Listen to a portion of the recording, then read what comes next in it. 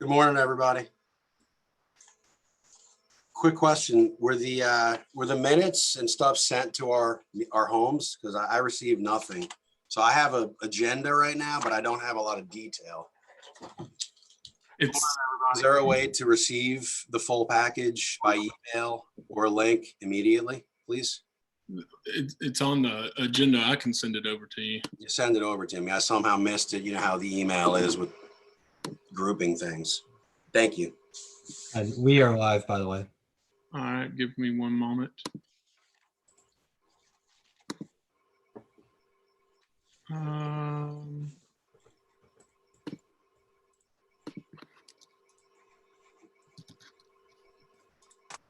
There you go, Ian. Thank you. All right, the meeting will now come to order. Welcome to the July 28th meeting of the City County Durham Board of Adjustment. My name is Jacob Rogers, and I am the chair of the board. I'd like to start by acknowledging that we are conducting this meeting using a remote electronic platform as permitted by Session Law 2020-3.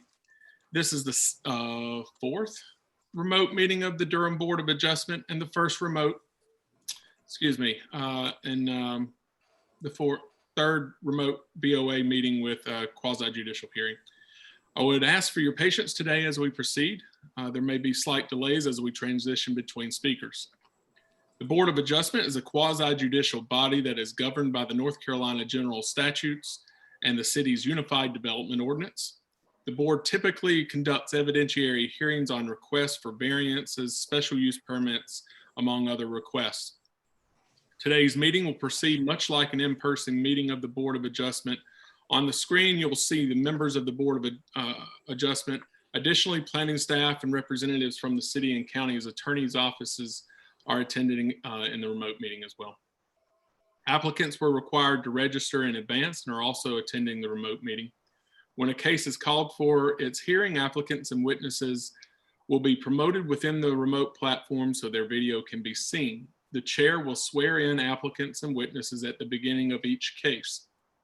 Staff will present each case and applicants will then provide their evidence.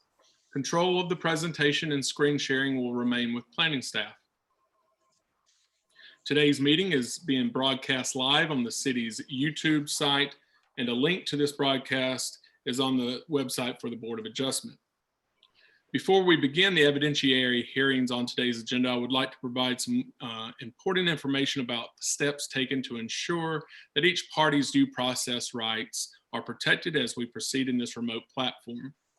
Each applicant on today's agenda was notified that this meeting would be conducted using a remote electronic platform. During registration, every applicant on today's agenda consented to the board conducting the evidentiary hearing using this remote platform. We will also confirm today at the start of each evidentiary hearing that the participants in this hearing consent to the matter proceeding in this remote platform. If there is any objection to a matter proceeding in this remote platform, the case will be continued. Notice of today's meeting was provided by publishing notice in the newspaper, mailed to the property owners within 600 feet of the subject properties, posting a sign at the property, and posting on the city's website. The newspaper, website, and mailed notices for today's meeting contained information how the public can access the remote meeting as the meeting occurs. These notices also contained information about the registration requirement for the meeting, along with information about how to register. All individuals participating in today's evidentiary hearings were also required to submit a copy of any presentation, document, exhibit, or other material that they wish to submit at the evidentiary hearing prior to today's meeting. All materials that the city received from the participants in today's cases, as well as a copy of city staff's presentations and documents, were posted on the Board of Adjustment website as part of the agenda. No new documents will be submitted during today's meeting. No case is proceeding today in which the city has been contacted by an individual with an objection to the case or an objection to the matter being heard in this remote meeting platform. All decisions of this board are subject to appeal to the Durham Superior Court. Anyone in the audience other than the applicant who wishes to receive a copy of the formal order issued by this board on a particular case, must submit a written request for a copy of this order. Before we do roll call, I'd like to make sure that all of our board members are in video. I'd also say, I think I mentioned this at every meeting, is refrain from using the chat box if you can. And you can either raise your hand like this way, or definitely use the raise your hand feature on Zoom here. Madam Clerk, will you call the roll? I'm Eliza Monroe, staff here. I think there is a board member who might be having an issue with the link. Krista, is that something that we can postpone the calling of the roll, or can she join at a later time? We can go ahead with the roll call, and if she joins, we just need to note that in the record. Okay, thank you. Okay, Jacob Rogers, Here. or Mr. Meadows, Ms. DeLacy, Here. Mr. Kip, Here. Mr. Retchless, Here. Ms. Wymore, Here. Ms. Jetter, Ms. Major, Here. and Mr. Tarrant. Here. I believe that Mr. Meadows had requested an excused absence. That's something that the board would need to vote on and approve. Yeah, so to give you some, for those who may not know, Chad is away right now. He thought he'd be able to be on this meeting. Just the connectivity issues that where he's at wouldn't probably allow continuous video and audio. So he's asked for an excused absence. I think we'll need a motion and a second and a vote. Am I right, That's Brian? correct. That's Okay. correct. Anybody want to make a motion? Yep, make a motion to excuse Meadows. Ian's got it. DeLacy, second. All. Susan, will you call? Sure, Ms. DeLacy, Yeah, aye. Mr. Kip, Yes. Mr. Rogers, Yes. Mr. Retchless, Yes. Ms. Wymore, Yes. Ms. Major, Yes. Mr. Tarrant. Yes. And, All right. Now, and Mike is here too, so. I just wanted to make a note that Micah Jeter is in the meeting now. Thank you for joining us. All right, now we need to approval from the minutes from our June 30th meetings. Anybody want to make a motion? DeLacy, I have a question about the minutes. Ms. Burnham is listed as being a member. Had she resigned before the meeting, or what can you tell me? She just Eliza- was present for that meeting. She was not present, but she was still a member at that point? Okay, thank you. I vote to approve them. I move to approve them. Is there a second? Kip, second. Kip. Thanks, Kip. Ian. Susan, take it from- Roll call, Ms. DeLacy, Yes. Mr. Kip, Here. yes. Mr. Rogers, I'm sorry. Mr. Retchless, Yes. Ms. Wymore, Yes. Ms. Jeter, Peter, yes. Ms. Major. Yes. All right, passes 7-0. All right, Susan, would you like to call the first case? Case B2000003. This is continued from June the 30th. A request for a variance from the required street and side yard setback in order to construct an addition on a single-family dwelling. The subject site is located at 105 Farintosh Place, is zoned residential rural and in the Eno River Protected Area Watershed Protection Overlay and in the suburban tier. This case has been advertised for the required period of time and property owners within 600 feet have been notified. notarized affidavits verifying the sign postings and letter mailings are on file. And to confirm the case seating, it is Ms. DeLacy, Mr. Kipp, Mr. Rogers, Mr. Retchless, Ms. Wymore, and Ms. Jeter, and Ms. Major. All right. Here's a question for Krista or Brian. I'm guessing I do need to swear in everybody again for this, since this is continued. Yes. Okay. Is the applicant on the, I can't tell. Yes, Kelly is here. Kelly, you'll have to turn on your screen and unmute yourself for the swearing in. There we go. Good to see you again, Mr. Drews. Would you raise your right hand, and do you swear or affirm that the testimony you're giving today is the truth and nothing but the truth? I do. Thank you. Eliza, would you take it? You would like to take it, or who's? Yeah, I will just take it for a quick refresher in case it's needed, since the last time we heard about this was June 30th. Good morning, everyone. Eliza Monroe with the Planning Department. Planning staff does request that the staff report and all materials submitted at the hearing be made part of the public record with any necessary corrections as noted. So noted. Thank you. Thank you. Just as a refresher, case B20000003 is a request for a variance from the required street and side yard setbacks in order to construct an addition onto an existing single-family dwelling. This case was originally heard on June 30th, and that what the continuance was in order to allow the applicant time to gather more information. The applicant and property owners are Kelly and Camille Drews, and the subject site, as Susan mentioned, is located at 105 Farintosh Place. To give you just a refresher, so I won't go too into detail. It's like this case area is highlighted in red, and the site is in the suburban tier, as Susan mentioned, and zoned RR, and within the Eno River Protected Area Watershed Protection Overlay District. And there's currently a single family dwelling on the site. The UDO section 6.2.1A.1 would require a 50-foot street yard and a minimum 12-foot side yard setback for a single family dwelling in the RR zoning district. This is a corner lot, so it would have 2 of those street yards, and the applicant is requesting a variance from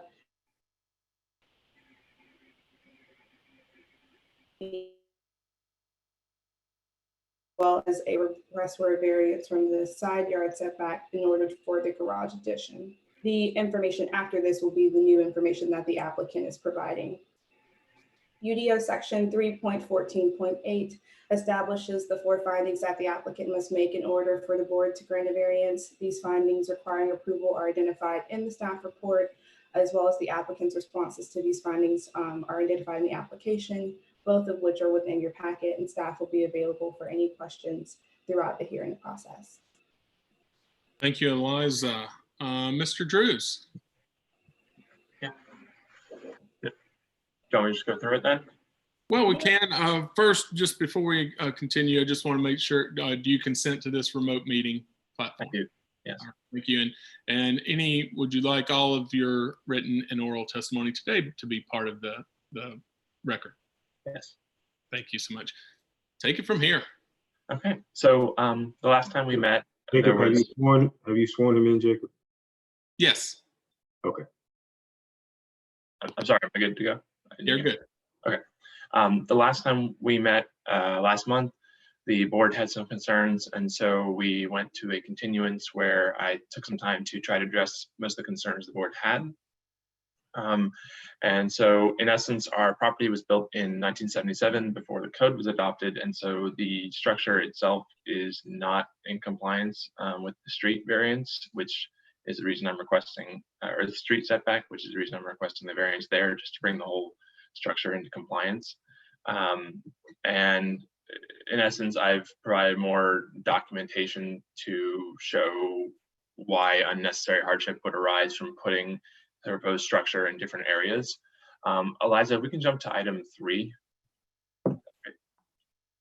So After listening to the board's concerns, I modified the design to move the entire structure away from the property line by an additional 2 feet. So now it's over 3 feet from the property line at the closest point and over 6 feet from the property line at the farthest point, because the house is not exactly parallel with the property line. Elijah, can you go to 4? Thanks. We also modified the design so that it would be much more subordinate to the house as well. And then item 5, Eliza, if you don't mind. So there were some questions about sort of how far it would be from the neighbor's house. We went, and with the new design, it would be over 40 feet from the neighbor's house, and the neighbor's house is already 30 feet from the property line. But item 6 is where most of the board's sort of concerns were put in. So in essence, I wanted to show that of all the options it could have been in regards to where it would be on the property line, there were particular hardships that arise from each option. And so I can go through these one by one. But if you can go to 7, Eliza. One thing I did want to point out is that having, there was a suggestion of decreasing the overall length of the proposed garage, but because of the way the property line is in relation to the proposed building, decreasing the length of the garage provides a minimal benefit from the variance setback.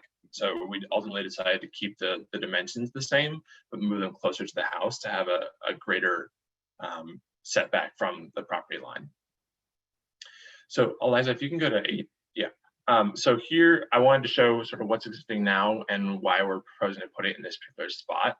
We have a large concrete driveway currently in that position. And so the blue lines are the property line and the red lines are what we're proposing to put in.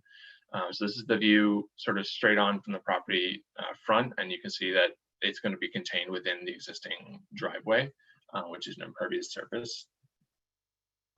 Eliza, could you go to 9? And this is the same sort of idea, but it was taken from essentially the roof line to show an overhead view that it would be on top of the existing driveway, and then we would just sort of add a little bit of concrete to make it closer to the house. And then the next one, Eliza. And then finally, it would extend a little bit beyond where the current driveway is, but again, it would still be mostly on the current impervious surface. And you can see in the back corner of that picture, there's a well, which will come into play as to why we can't put it farther back, for instance. Eliza, could you go to 11? So one of the issue questions was why not put it on the other side of the property? Well, for one thing, the property is already too close to the street by the ordinance rules. So that would require a variance from the street setback anyway, which we didn't want to be requiring that sort of variance. We figured put it on where the driveway currently is, and that would make the most sense. In addition, there's some issues with the topography where we would have to regrade the land, and it's a 3-foot drop between where the house currently sits and where the edge of the proposed garage would be, which would require some major regrading. And then there are some power lines that are in place with there are some red arrows there showing them, and they would probably present a hazard for work. So we wanted to avoid that if at all possible. The next question was why not put it sort of behind the house, and the two major issues there are that we have a gas line that comes in there indicated by red arrows, and the crawl space of the house is located there, both of which would be a hardship in order to either move the gas line or move access to the crawl space under the house. And then the last 13, Eliza, thank you. And the last one was sort of if you put it farther back, that wouldn't necessarily alleviate the need for a setback variance, but also there's a well there, and the well requires a 25-foot setback, so we can't really move it any farther back because of the well. So we were hoping that the combination of changing the design a bit so that it would be actually farther off of the property line, as well as showing why the garage couldn't be in any other locations would help satisfy the board's concerns. Thank you, Mr. Drews. Are there any questions for the applicant?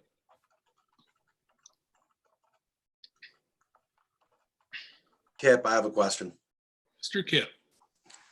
Mr. Drews, did you talk to the property owner next door? I know there's a lot of, you said there's 30 feet from her house to the property line, but did you get a chance to speak with her? Of course, we can't really take her testimony through you, but I just wanted to ask. Yes. Yeah, so I did, and they were completely on board with the idea. I know we can't take that testimony.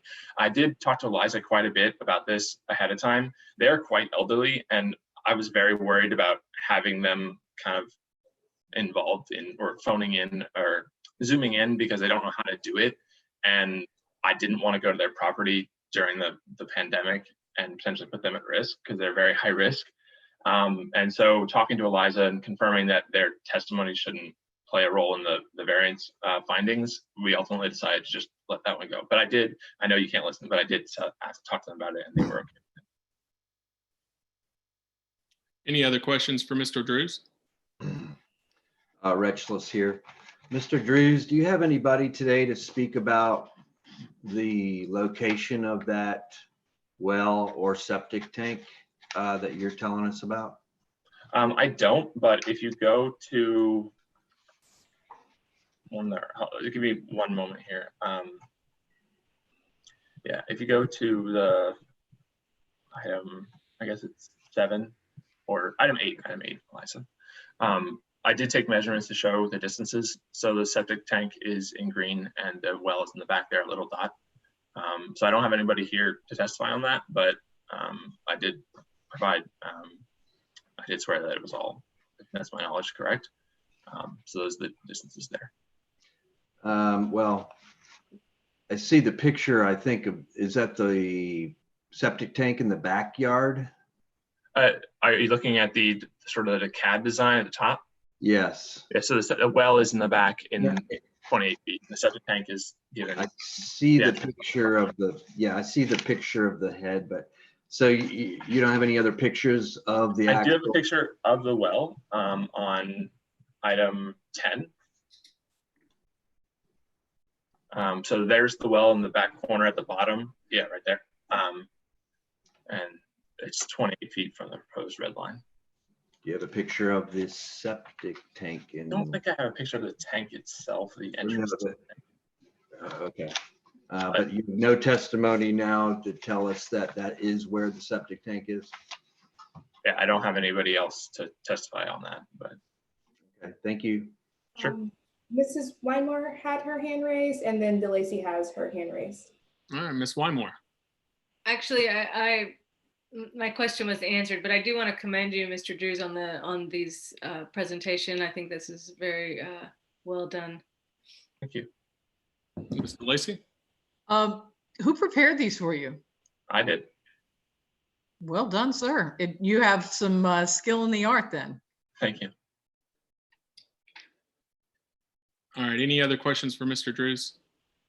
I have a few questions. Ms. Major. So Mr. Drews, to be clear, if you complied with the UDO, you'd have to put the garage where the well is that right? No, well, it depends on what you mean by comply. So if we're talking about not attaching it and just doing a standard garage, yes, it would have to be over where the well is, which is, and I can't move the well, so that's an issue. And then the street yard is a whole nother question, but. By comply, I mean to not need a variance. Right, so yeah, it would have to be where the well is. And you have not changed the property since you moved in with regard to what you're wanting to do with the garage? No, we haven't touched any aspect of the exterior property that would impact this. And is your testimony today that the variance you're requesting is consistent with the spirit, purpose, and intent of the UDO? It is, yes. I don't have any other questions. Thank you. Eliza Monroe staff to add a little bit of context to Jessica's, Ms. Major's question. In regards to the structure, I'm just going to scroll a little bit here quickly. I apologize if anyone gets a headache. The existing structure is considered non-conforming because it's not meeting the street yard setback. So if they were even to add on to, they would need a minor special use permit. So just to kind of clarify, no matter how they would want to build upon, in regards to attached, they would need to have some type of approval from the board, whether it's a minor special use permit or a variance. All right, any other questions for Mr. Drews? Comments? Mr. Drew, I thought what you provided for this meeting was a lot of detail, and put a lot of filled in a lot of blanks that I think that we all had, or a few of us had at the last meeting. So I appreciate your time and effort coming back. I do know that this was probably a headache for you. All right, then, if there's nobody else, I know there aren't anybody, there's no one to speak against this, but this is a variance. Does anybody want to make a motion, or is there any deliberations? Anybody want to have some thoughts on this case? Share your thoughts. Lacey, I see that the applicant has shown us good evidence that significant hardships are presented in altering the property, or in fact trying to bring this property into conformance. And he's done, I think, due diligence to be as unobtrusive as possible, and to make this as conservatively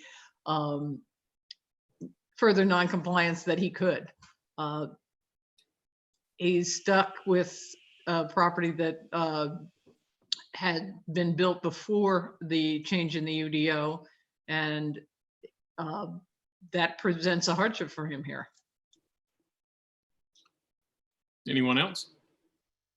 Retchless. I also agree with Ms. DeLacy that the home being built in 1977 could definitely create a hardship here. I just want it noted that not having some kind of evidence for the septic tank is a little problem for me, in that it could carry over to other cases by taking the owner's word for it. But overall, I think he gave some good evidence and cleaned up the building very well. Anyone else? I think Mr. Drews has met the 4 requirements for a variance. While I think I would have liked to see some expert testimony on some of these, he did get direction from the board as to what we wanted to see when he came back. And so I think he has done a lot more than what he did last time in terms of the presentation. So I would be inclined to vote yes, but I would have liked to see some expert testimony. But I do think that he has shown testimony regarding each of the 4 requirements of the variance.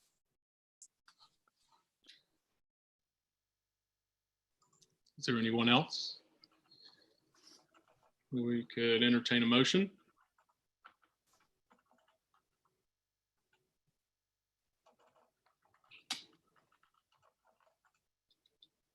DeLacy? Ms. DeLacy. I hereby make a motion that application number B2, whole bunch of zeros, 3, an application for request for a variance from the required street and side yard setbacks in order to construct an addition on a single-family dwelling on property located at 105 Farintosh Place, has successfully met the applicable requirements of the Unified Development Ordinance and is hereby granted, subject to the following conditions: that the improvements shall be substantially consistent with the plans and all information submitted to the board as part of this application. We've got a motion. Is there a second? Major second. Oh, Miss Major got it. She did. Susan, I'll take it from here. Okay, Ms. DeLacy, Yes. Mr. Kipp, Yes. Mr. Rogers, Yes. Mr. Retchless, Yes. Ms. Wymore, Yes. Ms. Major. Yes. Motion carries 7-0. A vote of 7-0. Your variance has been approved. Thank you, Mr. Mr. Rogers, I also Yeah. need to call Ms. Jeter. Ms. Jeter. Yes. Motion carries 8-0. 7-0. 7. It's 7-0. 1, 2, 3, 4, 5, 6, 7-0. Thank you. All right. Well, thank you for coming, Mr. Drews. All right. Well, we want to call the next case. Case B19-00047. A request for a minor special use permit to allow a parking reduction greater than 20%. The subject site is located at 3718 North Roxborough Street, is zoned office institutional, and is in the Falls of the Noose Jordan Lake Protected Area and in the suburban tier. The case has been advertised for the required period of time, and property owners within 600 feet have been notified. Notarized affidavits verifying the sign postings and letter mailings are on file. And the seating for this case is Ms. DeLacy, Mr. Kipp, Mr. Rogers, Mr. Retchless, Ms. Wymore, Ms. Jetter, and Ms. Major. All right, thank you. And for the applicants, I think everybody who is planning on giving testimony, please raise your right hand. And do you solemnly swear or affirm that your testimony and evidence shall be the truth, the whole truth, and nothing but the truth? You got to be unmuted. I do. I do. Thank you. And do you consent to this remote meeting platform? Yes. I do. Yes. Righty. I'm not sure which staff member is taking this one. Eliza Monroe, sorry. Dan, are you intending upon speaking today? If so, you'll need to unmute and show your video. So we'll need to, one more, Chair Rogers, we'll need to this morning. So Mr. Mullen, Dan Mullen, if you could unmute and show your video for us. Sure. Does that work? Yeah, that's perfect. Thank you. Mullen, do you solemnly swear or affirm that your testimony and evidence shall be the truth, the whole truth, and nothing but the truth? I do, yes. Thank you. And I'm going to ask you this too. Do you consent to this remote meeting platform? Yes, I do. Thank you. Eliza, I'll let you take it. Okay, sounds great.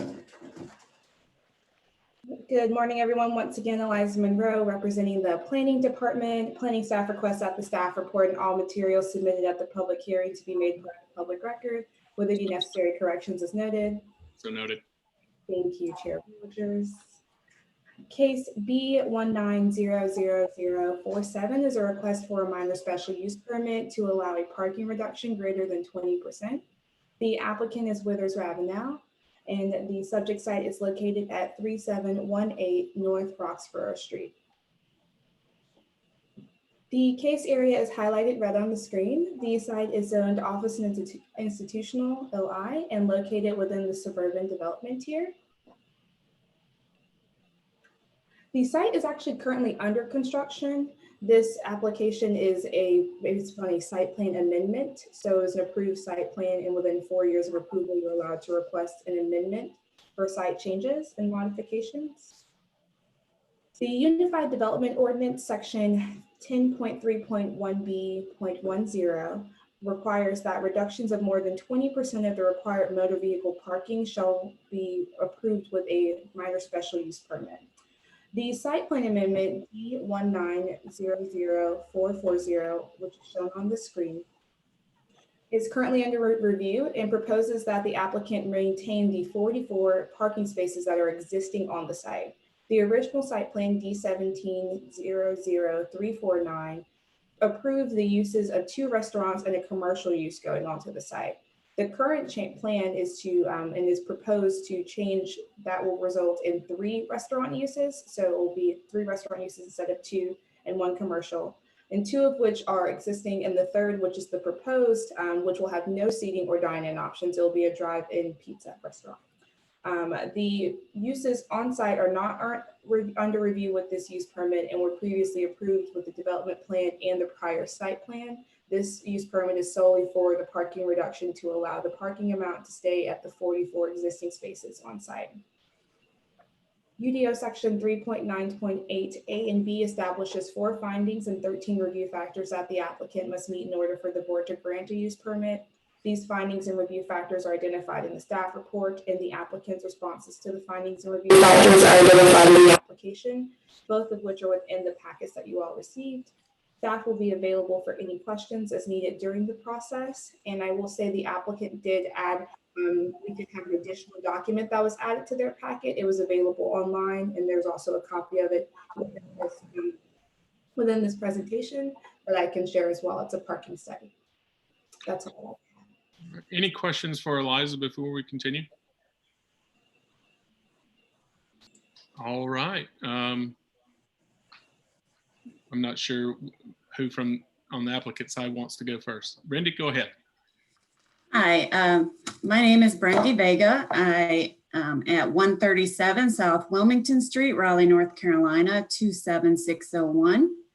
I have my master's in urban planning from the University of Michigan. I have been practicing since 1999, and I've been a certified planner since 2006.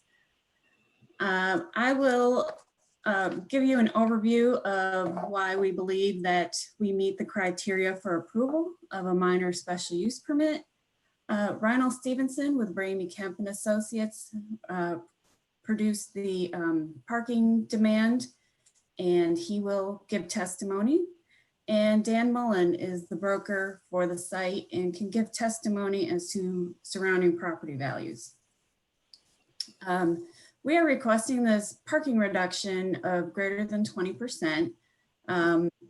We believe that the original tenant makeup of a current 5 Guys at 2,500 square feet, a Dunkin' Donuts at 1,876 square feet, and the new tenant would be a Marco's Pizza, which is a pizza place with no seating at 1,500 approximately square feet. We don't believe that the pizza restaurant with no seating would add any greater demand to the parking than a commercial unit in that space. Say, if somebody else were to move in there, we don't believe, based on our experience, and that the use would add any substantial parking demand. So this parcel, Eliza, if you could go to the map in our application that has our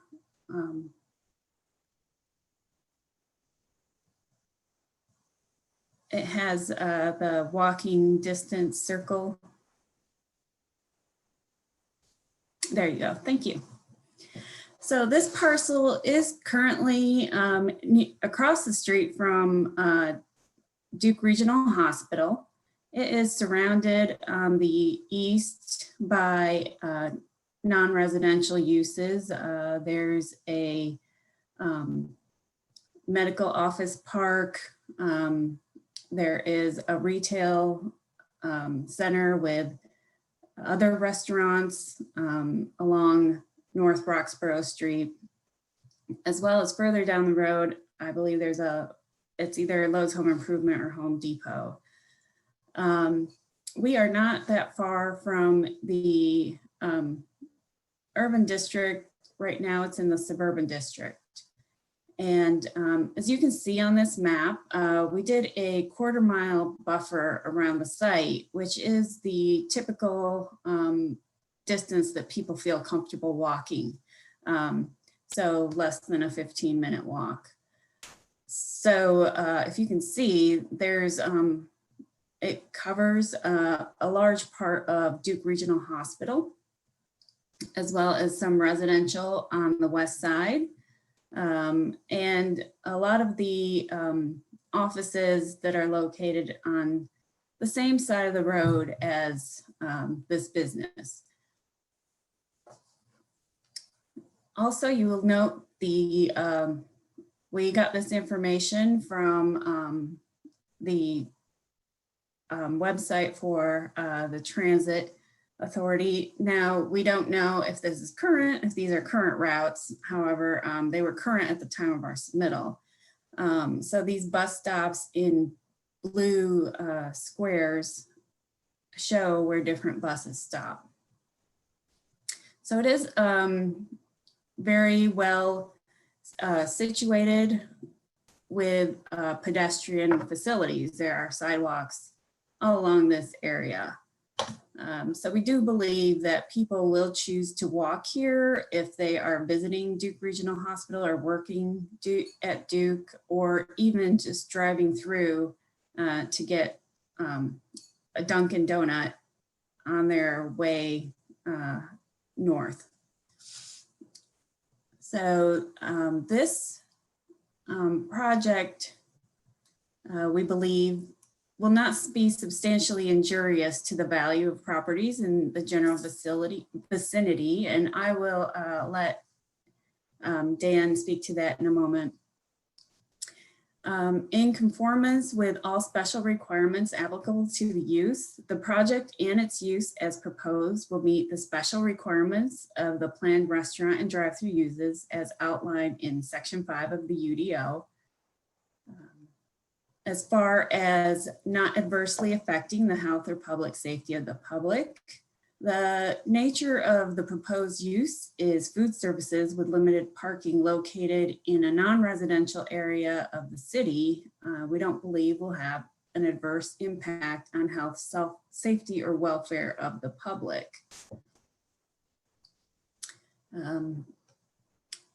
So will this adequately address the review factors identified below? We do believe it will. So as far as circulation, the number and location of access points to the property and structures and uses. The proposed parking reduction will have no additional impact on the circulation of the site. The property will have one access point, which will be the existing entrance into the property located along North Roxborough Road, and does have a cross-access connection with the adjacent property. The property is within a quarter-mile distance of 8 transit stops and is already tied into that greater sidewalk network, as I mentioned. In an emergency, the infrastructure of the adjacent property can be used to exit onto East Carver Street through a cross-access connection. For parking and loading, the parking will be located along the western and southern portions of the parcel. A loading zone will be accessed on the north side of the parcel via a one-way path around the proposed facility. The request for a parking reduction is a product of the future tenant being that of a walk-up pizza restaurant. The facility will have no indoor seating, resulting in less extended parking. For service entrance and areas, the proposed parking reduction will have no additional impact on the service entrance and area of the site. Dumpsters are located on the southeastern portion of the proposed property. And we've provided a sheet showing locations for the service area and entrance on the site plan. Lighting, the parking reduction will not have any impact on the outdoor lighting standards in section 7.4 of the UDO. So the surrounding uses are not residential in nature and should not be impacted by the presence of commercial outdoor lighting, as they do meet the UDO. The parking reduction will not have any additional impact on site signage. We will comply with Article 11 of the UDO. For utilities, the proposed parking reduction will add no additional impact on the utility plan for the site. And open spaces, the proposed parking reduction is not having any additional impact on existing trees, required yards, or other similar features. Environmental protection, we are meeting the UDO for the tree cover, Durham floodplain, stream buffers, wetlands, steep slopes, open space, and natural features, and protection of water quality per the UDO. For screening, buffering, and landscaping, the proposed reduction won't have an impact on screening, buffering, or landscaping of the site. We will be complying with Article 9 of the UDO. For effect on adjacent property, the parcel is currently surrounded by a variety of office, commercial, and institutional uses. The requested parking reduction will not impact traffic, as parking for the subject site shall be restricted to this premises only. Noise, odor, and light from the property should have little to no impact on surrounding uses. This is compatible with the surrounding sites. As you see from the aerial, the proposed parking reduction will work to maintain a pedestrian-friendly scale that is present in most of the adjacent facilities. With proximate access to both the greater sidewalk network and sidewalk and transit stops, the proposed site and parking reduction focus on multimodal visitors, including servicing employees and visitors of adjacent institutions. We believe this is consistent with policy. As part of the suburban development tier, the proposed uses will provide expected services at an appropriate scale to the surrounding area. The current zoning of the site is office and institutional, which calls for compatible support facilities in addition to strict office uses. The City of Durham future land use maps designates this site as an office use, and it will support the surrounding office facilities. We believe that this site offers walkable, pedestrian-oriented food options for the large employers nearby. The proposed parking reduction further dissuades these employees from making additional automobile trips at lunch, reducing vehicular congestion around the intersection of Roxborough and Carver Street. We do believe that this parking reduction request meets the spirit, purpose, and intent of the UDO. And I will turn it over to Mr. Ronald Stevenson with Ramey Kemp and Associates to discuss the parking study. Any questions for Ms. Vega before we continue? All right, Reinhold. All right, good. Thanks, everybody. And again, I apologize. My screen may say Michael Karpinski. So if you see that name on the screen, that's my name is Ronald Stevenson. I'm with Ramey Kemp and Associates, a registered professional engineer in the state of North Carolina. Been practicing traffic engineering, transportation consulting work for 20 years now. And I've been before Durham city and county on numerous occasions, and been before the board several times for parking studies very similar to this one. I'll kind of walk through this relatively quickly. Hopefully everybody's had a chance to look at the parking study, but what we did was we took the uses that are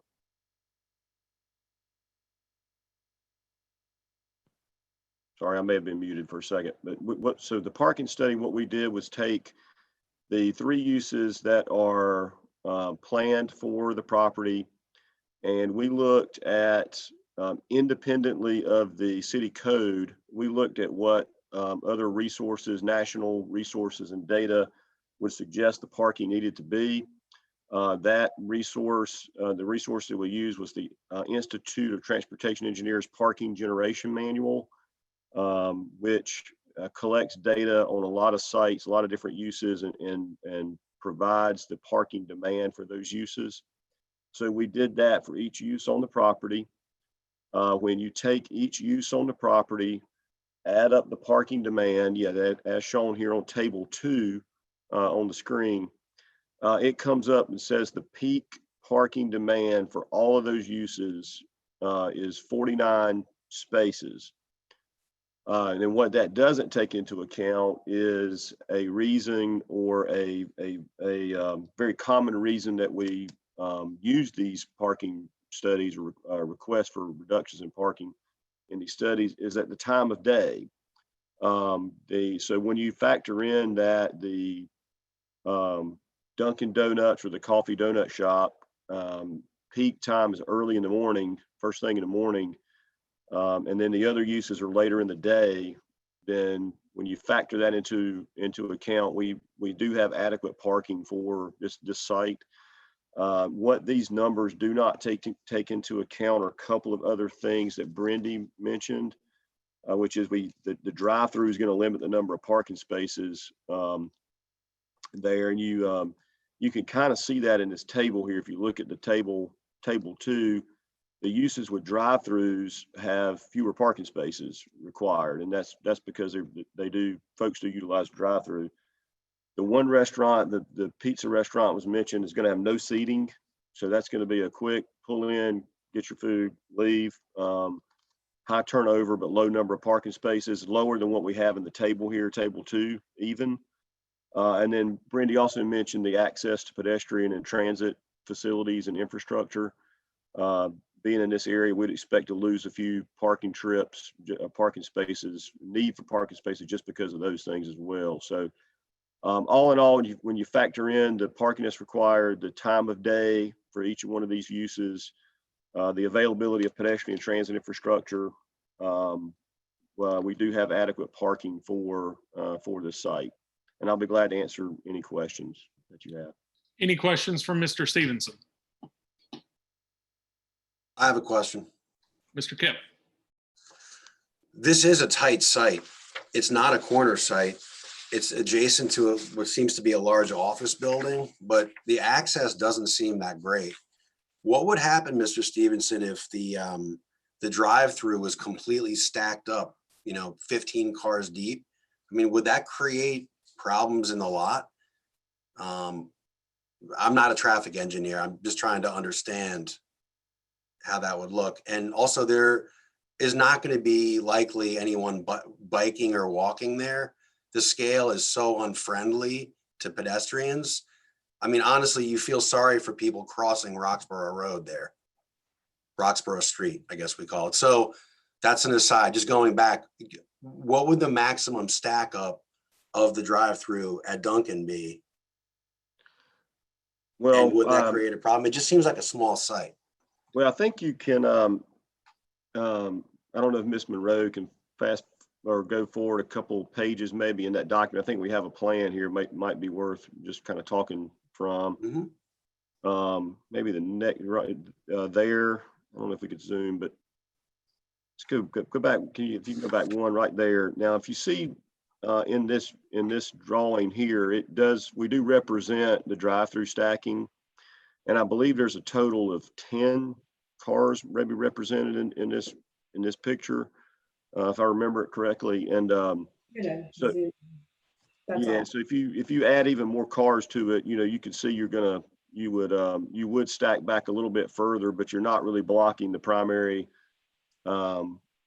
access into the site and into the parking areas. So there still would be room to get in, even if it backed up further than what we have represented here. So you're right, it is a tight site, but it's been laid out in such a way to minimize those conflicts with drive-through stacking. The bulk of the parking is up front, the drive-through is in the back. So you can see there's really adequate room. Even if you had the 15 car scenario that you mentioned there, you're going to be able to have access to the driveway, to the parking, and the site. Eliza Monroe, staff, just to further add some context, the stacking requirements within the Unified Development Ordinance in section 10.5.1 requires a minimum of 6 stacking spaces per window for a drive-through, to add further context. Thank you for that, Eliza. Mr. Kip, does that answer your question? Yeah, I've got a follow-up question. What is the access to the property there to the east, the office building? There is that little driveway squiggle. Like, is that expected to be used, or is that parking spaces and there actually is an access there? I'm talking about the asphalt drive of the neighbor that there seems to be access to. next to the dumpster enclosure. Right. As far as I know, we're not providing certainly any vehicular access there. So that's not represented in the plan. It may look like that a little bit on the plan. It may be a little confusing, but it's not a vehicular access. Okay. There you go. Yeah, there you go. You see a little better maybe now. Yep. Yes, sir. Okay, thank you. Yes, sir. Any other questions for Mr. Stevenson? Mrs. Wymore has her hand raised. Ms. Wymore. I just really quick, I need to get a little more clarification on that because I'm not clear. There is no vehicular access anywhere on this site except from Roxborough Road. Is that correct? Yeah, can you zoom over a little bit more? Maybe we can see that. One thing that may be a little confusing is the plan. We're not looking at its true north there. I think it may be spun a little bit, maybe on the screen, but correct. I mean, there's no access down to that southern drive that was just mentioned. It's access to Roxborough Street, and then there is the ability or the capability to go through the adjacent properties. You can see sort of to the left side of that page there. There is the ability to go through the cross access there, but the primary access is going to be Roxborough Street. So what is the bank? I guess it's a bank right there. Right. Okay, so you're saying that and then they're proposing it's only a one-way access. So if you decide when you're halfway in there, you don't want your donut, you can't get out any other way, except you have to wait through the line. Is that correct? No, I think there's yeah. There was if that's the end of your question, Ms. Wymore, Ms. DeLacy did have her hand raised, and then Mr. Retchless has his hand raised. Ms. DeLacy. This parking scheme was approved before the change of use to add a restaurant on it. Is that correct? That's correct. This parking was approved was adequate with D17-00349 with the original tenants in place. The change to 3 restaurants, it's now no longer adequate. Mr. Lacey, okay, thank you. And Mr. Retchless? Yeah, Retchless here. Just a question. It being that it's 3 restaurants, where is the loading dock or area for a truck to pull up and deliver goods? I know that's usually on a weekly basis for restaurants. Yeah, sure. That's on the left side through the drive-through. There's a loading zone. Although because these tenants do have different peak hours, we do expect that the loading will be coordinated to not be during the through there is for Dunkin' Donuts. And this site is currently under construction since it does have an approved site plan. So the loading zone you can see is to the left in a 10 by 25 area off the drive-through. Thank you. All right, any other questions regarding parking for Mr. Stevenson or his study? I have a question for staff. Okay, Ms. Major. If they wanted to change tenants, would they have to come back to the board to get approval for that, or could they just change tenants without us? So this, Eliza Monroe staff, so this parking reduction allows them to have, if approved, would allow them to have 44 parking spaces for this site. If they were to change tenants and it was to trigger another, a larger amount of parking request over that 44, which is pretty viable, they would have to come back once again. So ideally, this is probably the only way that they're going, but if they were to change tenants again, in the time in which they have with their original approved site plan, which is 4 years from approval, then they would have to come back again. That's correct. What would trigger them to need more than what we approved them for? So like if they put in a different type of restaurant, would they need to come back? So it's any parking reduction over 20%. So you all would be, once again, staff speaking, you all, if approved, it would be 44 parking spaces. If then required, so hypothetically, say they were to add, I'm trying to think of something that's like an office, they would just switch back to an office, and that would result in them needing a total of 60 parking spaces to reduce it back to 44 PIC, which is what they have on site. If that reduction is more than 20%, it would trigger it once again. So different uses require different amounts of parking per square footage. Churches is per assembly area. So depending upon the use and the amount of square footage, it could potentially trigger them to have a reduction needed more than 44 or more than 20%. So I guess my question is like, what if the pizza business doesn't work out and they want to put a bagel business in there? Would they have to come back to us, or would the bagel business just be able to go in? If the bagel business is of the same, if the square footage requirement for restaurants is the same. So right now, if they were to switch from one restaurant to another, it would be a similar process, and they would be based upon, if approved, they would be okay. The information that's needed for this restaurant request, whether it's a pizza place, whether it's a bagel place, it would be the same. When they switch in between uses and those use requirements require different parking standards, that's when they might trigger a use permit and a need for another use permit. Okay, thank you. No problem. Good clarification questions. Any other questions for staff or Ms. Vega or Mr. Stevenson? All right, Brenda, did you have someone else who wanted to speak on anything? I thought there was a third person. Yes, Mr. Dan Mullen is with us. He is a broker, and he's going to speak to how they chose the tenant mix for this site, and he can also speak to adjacent property values. Sure. Thank you, Brandy. My name's Dan Mullen. I'm with Atlantic Retail Properties. We're located at 6801 Morrison Road in Charlotte, North Carolina. I've had my North Carolina and my South Carolina real estate license since 2012 and focus on commercial real estate, specifically retail. So we're a third-party broker and represent landlords leasing up their properties. And then we also do tenant representation as well throughout North and South Carolina.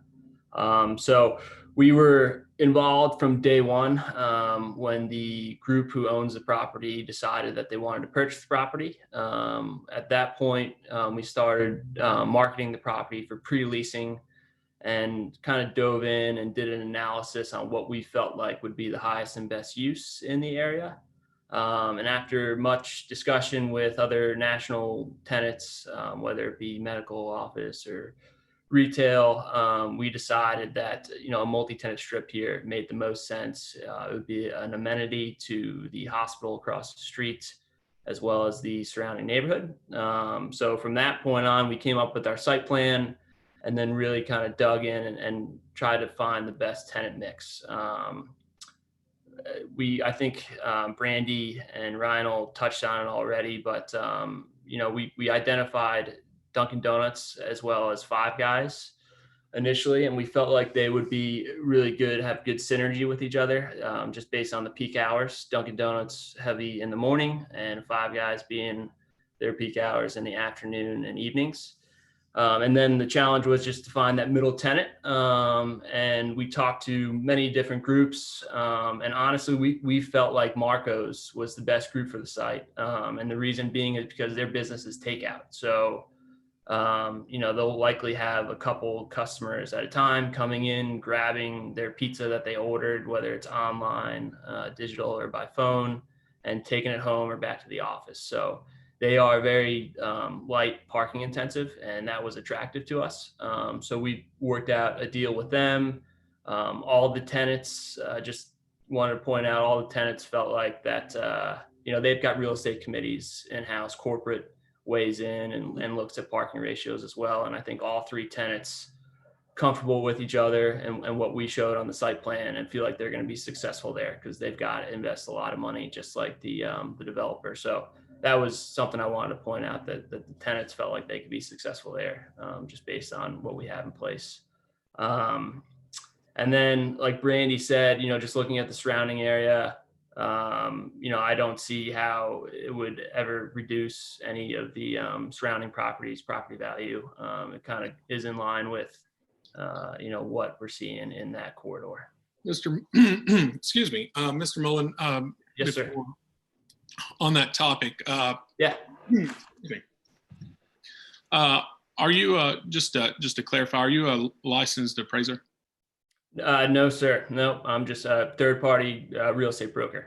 That's I think correct. we won't be able to take your testimony based on values, but we Perfectly fine. testimony early just now about tenant selection was appropriate. I appreciate you give us some insight to that. Yes, sir. Any questions for Mr. Mullen? Mr. Chair, this is Krista Kukrow with the City Attorney's Office. Hey, Krista. Hey. I just wanted to add a little bit to what you had just said on the testimony on property values. I do think it's a question of competency, and it sounded like Mr. Mullen wasn't going to explore that further. I think if the board did choose to inquire further about it, I think it would be important to establish Mr. Mullen's qualifications and kind of explore on what bases he's making those assertions. Again, that's if the board chooses to explore it further. There's not a lot of case law on the point of whether a broker can testify on property values as to the effect on surrounding property values. Most certainly, North Carolina courts have held that they can testify on fair market value and things like that. So I just want to make that point in the record and for the board's consideration. Thank you, Krista. Any questions for Mr. Mullen? All right, Mr. Mullen, was that all of your comments? I wanted to make sure. I'm sorry. Yes, sir. That's all I've got for you today. All right. Brenda, do you guys have anything else to add? We do not. We just would like to, again, reinforce that we believe that the appropriate tenants have been selected. The property owner is not wishing to make life difficult for any of the tenants or any of the customers. So they did think this through very well before bringing it forward for a request for parking reduction. As you heard, the tenants all agree to the parking mix and the tenant mix.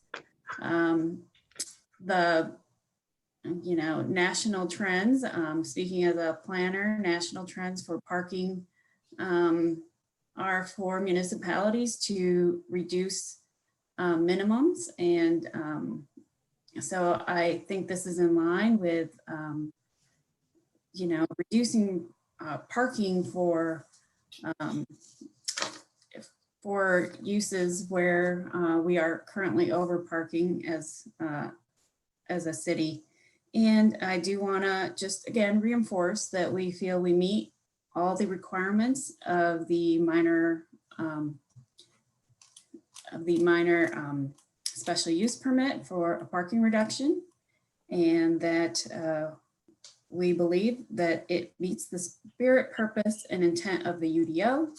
And thank you to all of you for accommodating us in this virtual manner. I know it's been a difficult time, and we really appreciate you putting our case on the agenda and making this this format available. Thank you, Brandy. Are there any questions for the applicant from the board?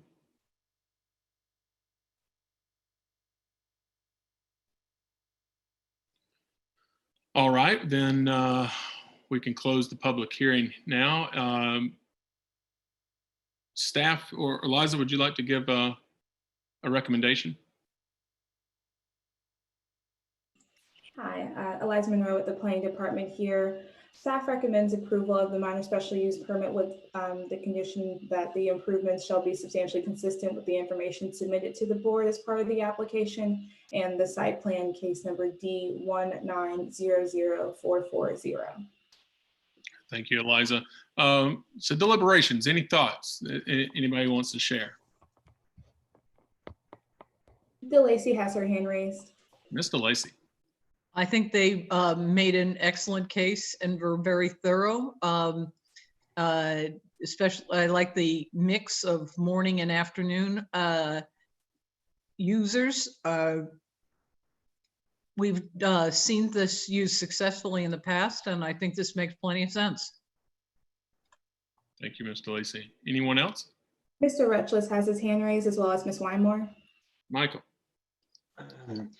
Yeah, I think this is a great mix for the area, and we definitely address the factors. I was a little skeptical about the loading zone because you never know what truck is coming in there. But after reviewing the width of the drive through there, I think everything would be fine on that end of it.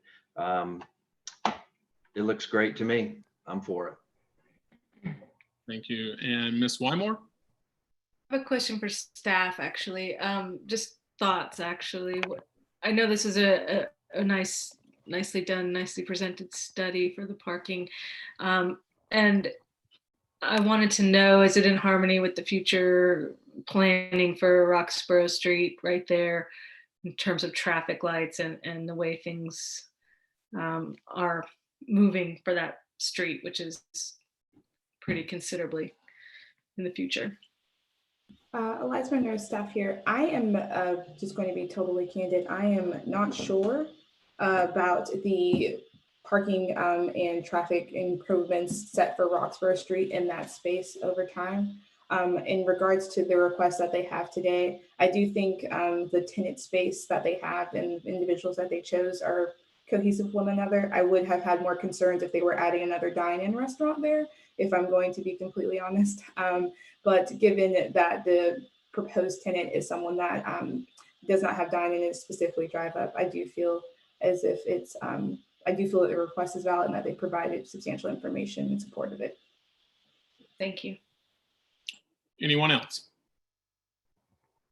I'll say that having somebody talk about the tenant selection and having that insight was helpful.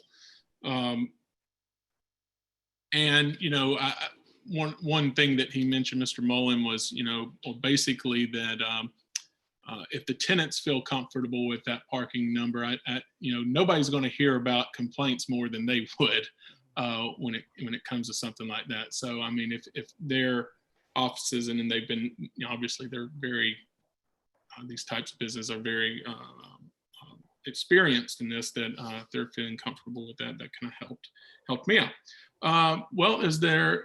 Ms. Major has her hand raised, sorry. Ms. Major. So I did have a concern. I think the tenant use as is fine.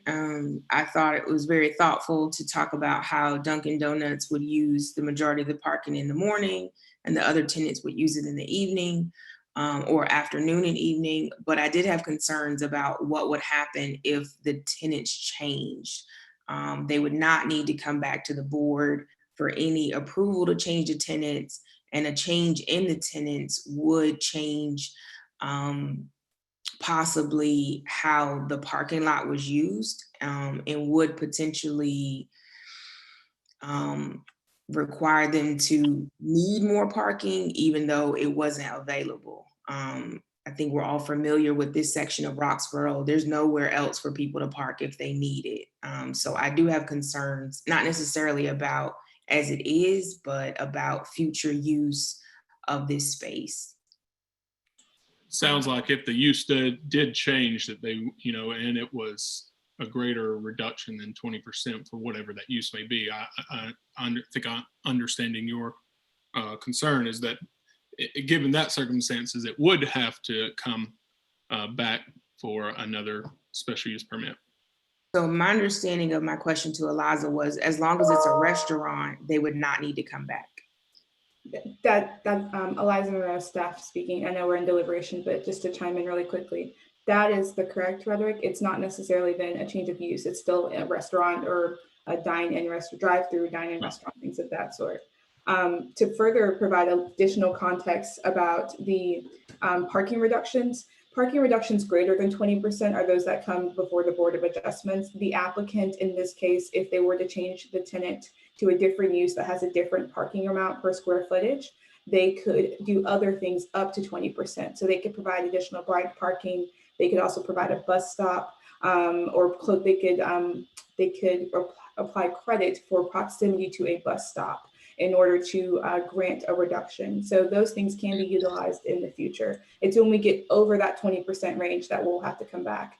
And then with the change of use, once again, it's just restaurant stuff that won't have to come back. And that would be the same for if another use on another site, like a place of worship or a school, was to get a minor special use permit. If another place of worship or a school came in, they wouldn't have to come back for another use permit reduction. But when we get into the changes from restaurant to commercial, office space to a doctor's office, those things are a little bit different. But just to provide context on the different steps that lead up to them having to come before the board in the future if they choose to change uses within that tenant space. Thank you, Eliza. Is any other thoughts?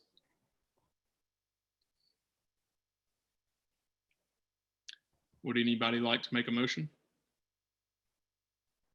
This is Jeter. I hereby motion that the application of number B190047, an application for a minor special use permit on property located at 3718 North Roxborough Road, has successfully met the applicable requirements of the Unified Development Ordinance and is hereby granted subject to the following conditions.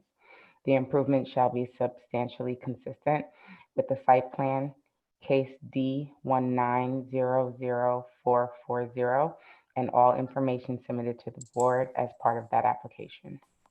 We've got a motion by Ms. Jeter. Is there a second? Rexless here. Kip. Mike Retchless, second. Yes. Hold on. One moment. Krista, is this something we need to talk about right now? Okay. All right. Susan, will you take it from here? Mr. Rogers, Yes. Mr. Kip, Yes. Mr. Lacy, Yes. Mr. Retchless, Yes. Ms. Wymore, Yes. Ms. Jeter, Yes. Ms. Major, No. motion carries 6-1. A vote of 6-1, your minor special use permit has been granted. Thank you for coming forward to the BOA this morning. Thank you very much. We'll get an order shortly. All right, thank you. So do we want to, does anybody need a break before we've been about an hour and a little more than an hour? All right, let's take, is 5 minutes enough? Yes. 5 minutes, we'll come back at 9:52. Wrap.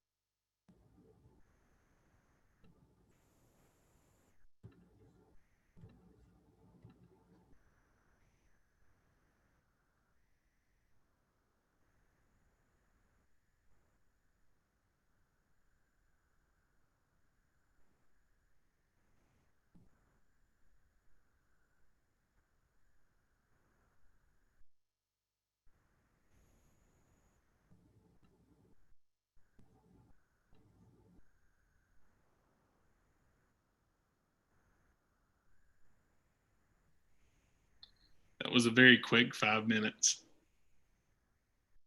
Didn't seem like 5 minutes.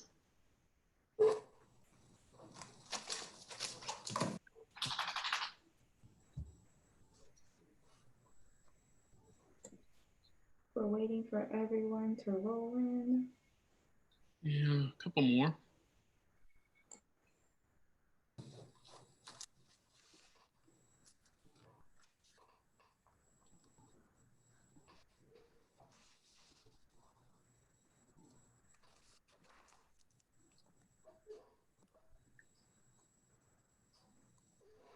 All right, Susan, would you like to call the third case? Well, let's wait. I just realized Micah's not back on yet. We used to, the reason it was a quick 5 minutes is we usually do it 10 minutes. So 5 minutes is shorter. You're right. Yeah. Next time, 10 minutes. Well, at least it gave me time to get the dogs out of the house.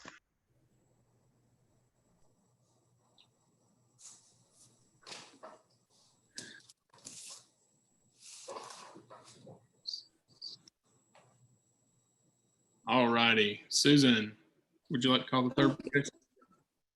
Sure. Case B2000021, a request for a variance from the rear yard setback requirements in order to construct an addition to an existing single-family dwelling. The subject site is located at 30 Creeks Edge Court, zoned residential suburban, and in the Falls of the Neuse Jordan Lake protected area in the suburban tier. The case has been advertised for the required period of time, and property owners within 600 feet have been notified. Notarized affidavits verifying the sign postings and letter mailings are on file. And the seating for this case is Miss Major, Miss Jetter, Miss Wymore, Mr. Retchless, Mr. Rogers, Mr. Kipp, and Mr. Lacey.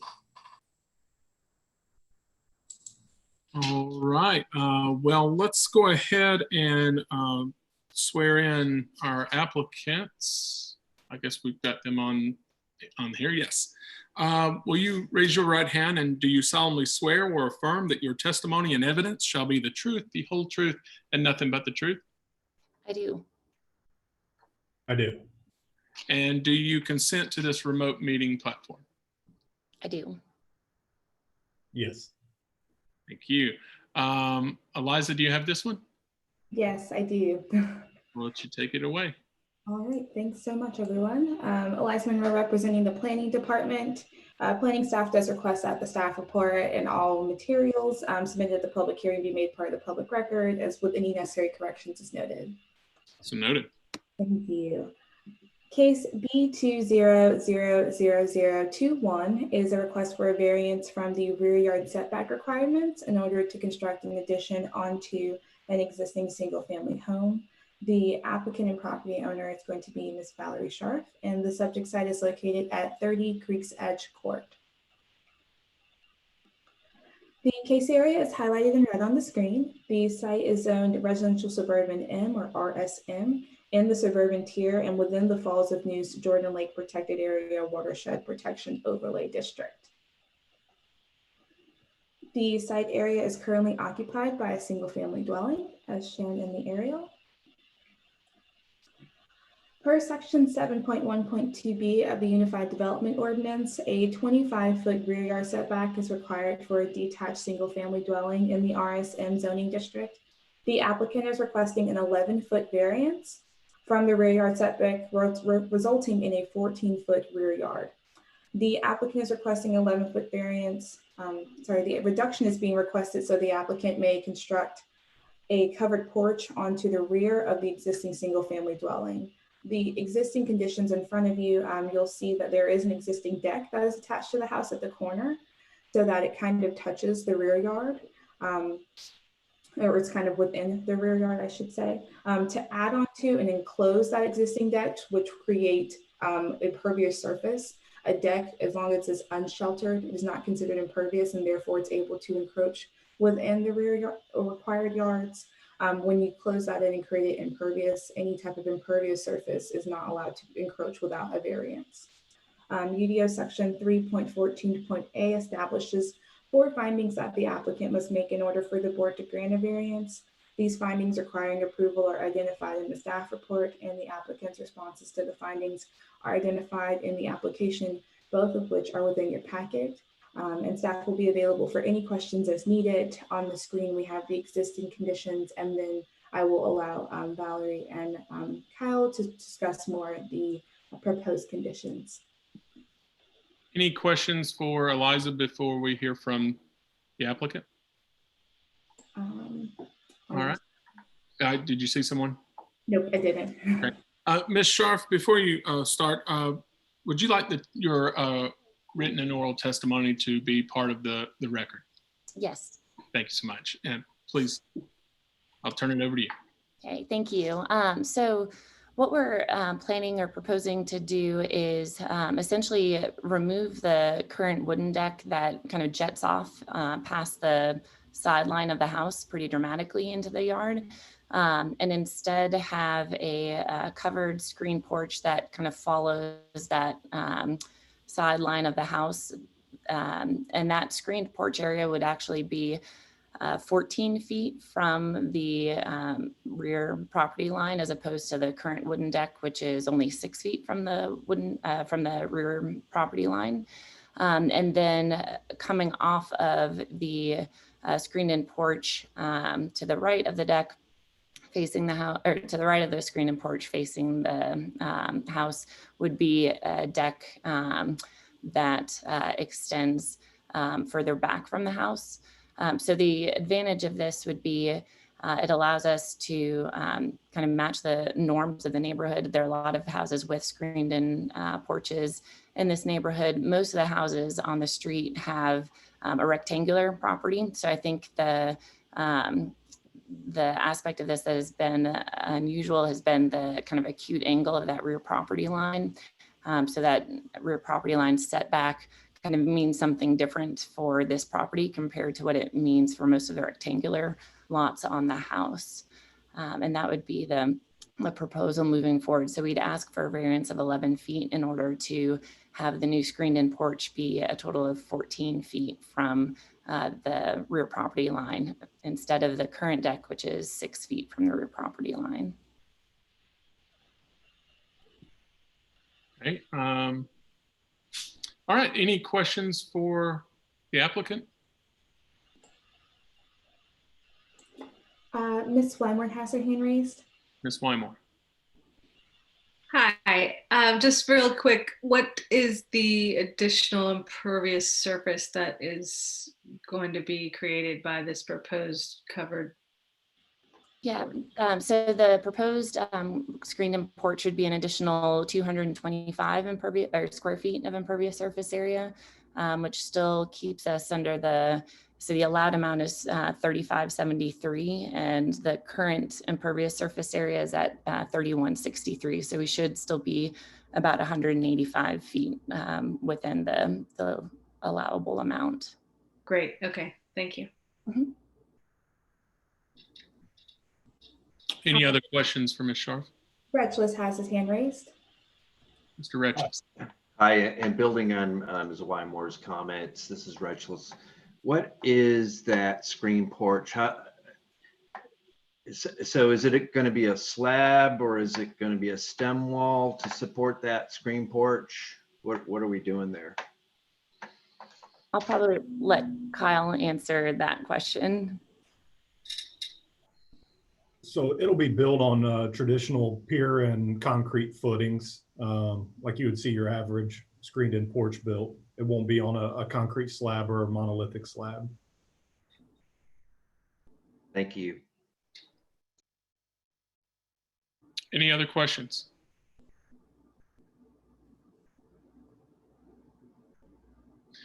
Eliza, would you go back to the previous slide? One of the things I was thinking of looks like there's a hardscape patio and a pool there. So, you know, if you tried to not make it within that setback, I mean, I guess you would have to go around what I'm assuming is a fireplace there, and then get into the hardscape patio, which Yeah, we had thought about that as well. So it's a bay window rather than a fireplace, but probably the main feature that makes that less than ideal. So if you look at where the wooden deck comes off the house in the current setup shown here, there's a kind of French door that opens onto that wooden deck to provide access. And so that's what we want to use to tie into access to the screened-in porch. If we shifted it over to where the kind of hardscape area is, hypothetically, the downside of that, there's no option for kind of continuous entry into a screened-in porch from the house. And so that was one of the big features that we were trying to maintain, because it seemed not desirable to have a screened-in porch that you'd have to walk outside to get entry to. Understood. All right, any other questions for the applicant?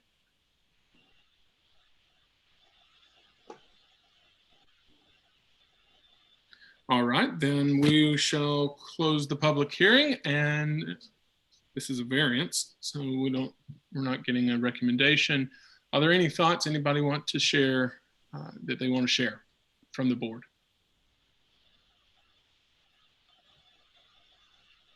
Mr. Retchless has his hand raised. Yeah, I like the way he's kind of cleaning up this project by bringing back the screened-in porch and creating a little more buffer to the property line. I do think he successfully shows that he can do this very well. I'm all for this. This is much better than it was. Thank you, Mr. Retchless. Anyone else? DeLacy? Mr. Lacy. I think this is a really tough shaped property. And it makes sense to do this. And I think it will make the property look better. And I think it's a great idea. Anyone else? Thank you, Ms. Ms. Majors has her hand raised. Ms. Major. Thank you. I think that the applicant has provided testimony that speaks to all 4 of the requirements for granting the variance, and therefore I would be inclined to vote yes. Thank you. All right, anyone else? All right, does anybody want to make a motion?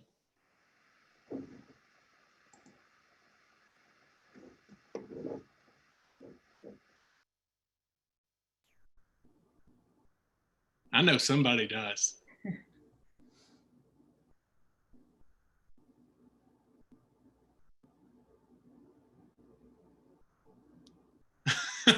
Rock, paper, scissors. Is that... All right. I only have copies of the orders. I don't have a copy of this for the motions. Sorry. Sorry, staff is here. The motions are now at the bottom of all staff reports. So the very last page underneath all the cute stuff is the suggested motion language. That way we would be able to give you all one document. You can have everything on the same packet. But they are at the bottom of each staff report going forward. Thank you, Liza. DeLacy, you are muted if you're asking a question. No? Okay. I'll make the motion. Thank you, Jessica. I hereby make a motion that application number B20000021, an application for a request for a variance from the required street yard setback on property located at 30 Creeks Edge Court, has successfully met the applicable requirements of the Unified Development Ordinance and is hereby granted to the following conditions. The improvements shall be substantially consistent with the plans and all information submitted to the board as part of the application. We've got a motion by Ms. Major. Is there a second? Sorry. Second. Hold on. Sorry, the language in that motion, Ms. Major said street yard, and this is a rear yard setback variance request. So that might have been mirrored, but I just want to put that out there that motion is for a different yard than what we're talking about. Oh, did I click on the wrong one? This is for B20000021. So I apologize if there's language that's wrong there, but I did want to just make sure we say the right thing. So we might have to redo that. So Krista. rear yard instead of street yard. Should I read it again? Please. With the rear yard setback? Yes, ma'am. Okay, I got it. I hereby make a motion that application number B20000021, an application for a request for a variance from the required rear yard setback on property located at 30 Creeks Edge Court, has successfully met the applicable requirements of the Unified Development Ordinance and is hereby granted subject to the following conditions. The improvement shall be substantially consistent with the plans and all information submitted to the board as part of the application. All right. Is there a second this time? Lacey. Second. I think Regina Jeter beat me. All right. Susan, will you call the board? Sure. Miss Major, Yes. Miss Jeter, Yes. Miss Wymore, Yes. Mr. Retchless, Yes. Mr. Rogers, Yes. Mr. Kipp, Yes. Miss DeLacy. Yes. Motion carries 7-0. By a vote of 7-0, your variance has been approved. You'll get an order shortly. Appreciate Thank you. BOA. Thank you. All right, Susan, would you like to call the next case? Yes, case B20000023, a minor special use permit for an addition of more than 10% of the existing floor area to a non-conforming single-family structure and a height increase. The subject site is located at 402 Canal Street, is zoned residential urban and the urban tier. The case has been advertised for the required period of time, and property owners within 600 feet have been notified. Notarized affidavits verifying the sign postings and letter mailings are on file. And the seating for this case is Miss Major, Miss Jeter, Miss Wymore, Mr. Retchless, Mr. Rogers, Mr. Kipp, and Miss DeLacy. All right. I'm looking on here. Do we have our applicant on here to do the oath? Okay, see. All right. Would you raise your right hand? Do you solemnly swear or affirm that your testimony and evidence shall be the truth, the whole truth, and nothing but the truth? I do. I do. Thank you. Do you consent to this remote meeting platform? I do. Yes. Thank you. Cole, do you have this? Do. All righty, take it over. All right. Case B20000023 is a minor special use permit request for an addition of more than 10% of the existing floor area to a non-conforming single-family structure and a height increase. The applicant is Linton Architects. The subject property is located at 402 Canal Street. Hold on just a second. As you can see, that's what I just said, sorry. The case area is highlighted in red. This site is in the urban tier, zoned residential urban, RUM, as in with the city of Durham's jurisdiction. As you can see, this is the aerial. The house is right now an existing single family structure. Per UDO section 14.4.1B3D, additions with a maximum increase in square footage of 10% that are proposed between the minimum yard requirement and the existing building encroachment line, and an increase over 10% of the existing floor area requires issuance of a MSUP. The applicant proposes a second-story addition to an existing single-family dwelling and a 140 square foot addition at the southwest corner of the existing building. Lastly, given the property's location in the urban tier on a site less than 4 acres, it also must meet the infill development requirements for residential districts per section 6.8.1C.1 of the UDO.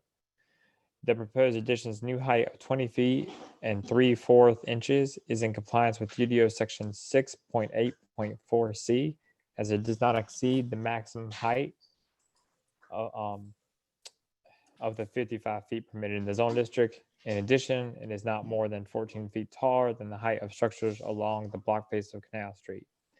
UDO section 13.4.8 establishes 4 findings that the applicant must meet in order for the board to grant a variance. These findings requiring approval are identified in the staff report, and the applicant's responses to findings are identified in the application, both within your packet. Staff will be available for any questions as needed during the hearing process. Any questions for Cole before we hear from the applicant? All right. Who from the applicant would like to start? I would. I think there's 2 of them. All right, thank you. Good morning, everyone. My name is Kobe Linton at Linton Architects. And Cole, I wonder if you have the slide deck that Bridget sent you. I do. I'm going to stop sharing and then resharing so I can bring it up. Okay, thank you. You're welcome. It's all material that was submitted in our application. It's just in a different order, essentially. So our clients, Timothy and Stacy Price, would like to do a renovation addition to their house at 402 Canal Street. This is the existing structure. Cole, if you wouldn't mind just going through the photos slowly to show them the existing house. Sure. It's fairly dilapidated structure. Based on its current condition, we are very confident that the proposed renovation would have a positive impact on the surrounding properties. You can see that the structure sits fairly close to the street. And I guess, Cole, if you wouldn't mind going ahead to the site or the survey and then the site plan. It's on the corner of Canal and Queen Street. The existing footprint of the house encroaches into the street yard setbacks of both of those streets. And if you could go to the site plan, the next slide. This is, it's not the same orientation, it's flipped, but the proposed addition sits entirely on the existing footprint of the structure, except for a very small addition at the southwest corner of new footprint and a small side porch on the east side of the structure, both of which would be entirely within the setbacks of the property. You know, the reason why we need a special use permit is because the addition proposes to increase the mean height of the structure. So, and actually that's probably better illustrated in the elevations, which are next. So this is the existing street elevation facing Canal Street. And in the next slide, we'll see the proposed street elevation. So we're actually only increasing the eave line height by 2 feet in order to keep the scale down. Rather than make a full 2-story house, we're basically making it into a 1.5-story house. The eave line would move up about 2 feet and the roof slope would increase such that the mean roof height increases by about 4 feet and 3 inches. Cole, if you wouldn't mind just kind of flipping us through the elevation. So this is the north elevation facing Canal Street. This is the west elevation, or excuse me, the east elevation facing the neighbor next to us on the east, existing and proposed. And then the next one is the rear elevation, existing and proposed.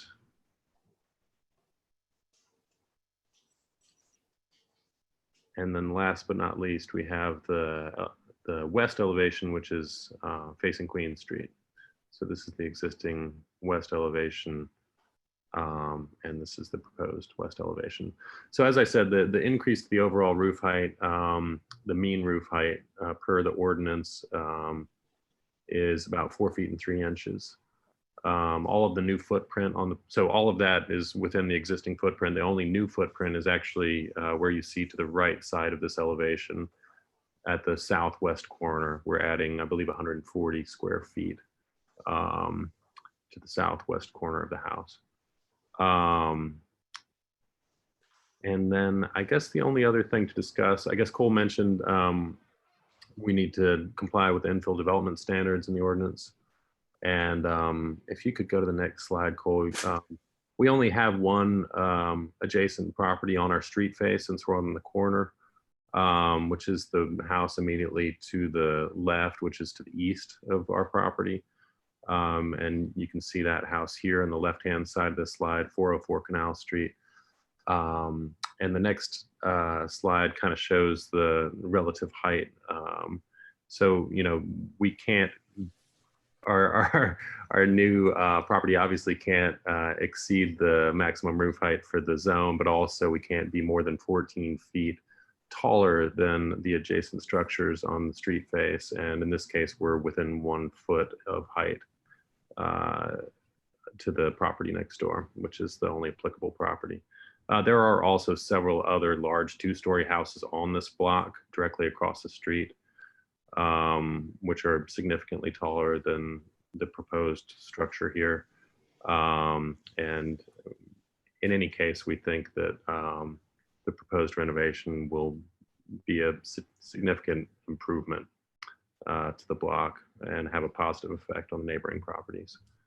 I think that's all I was going to cover, but I'm more than happy to answer any questions that anyone might have. Sure. Any questions for Mr. Linton?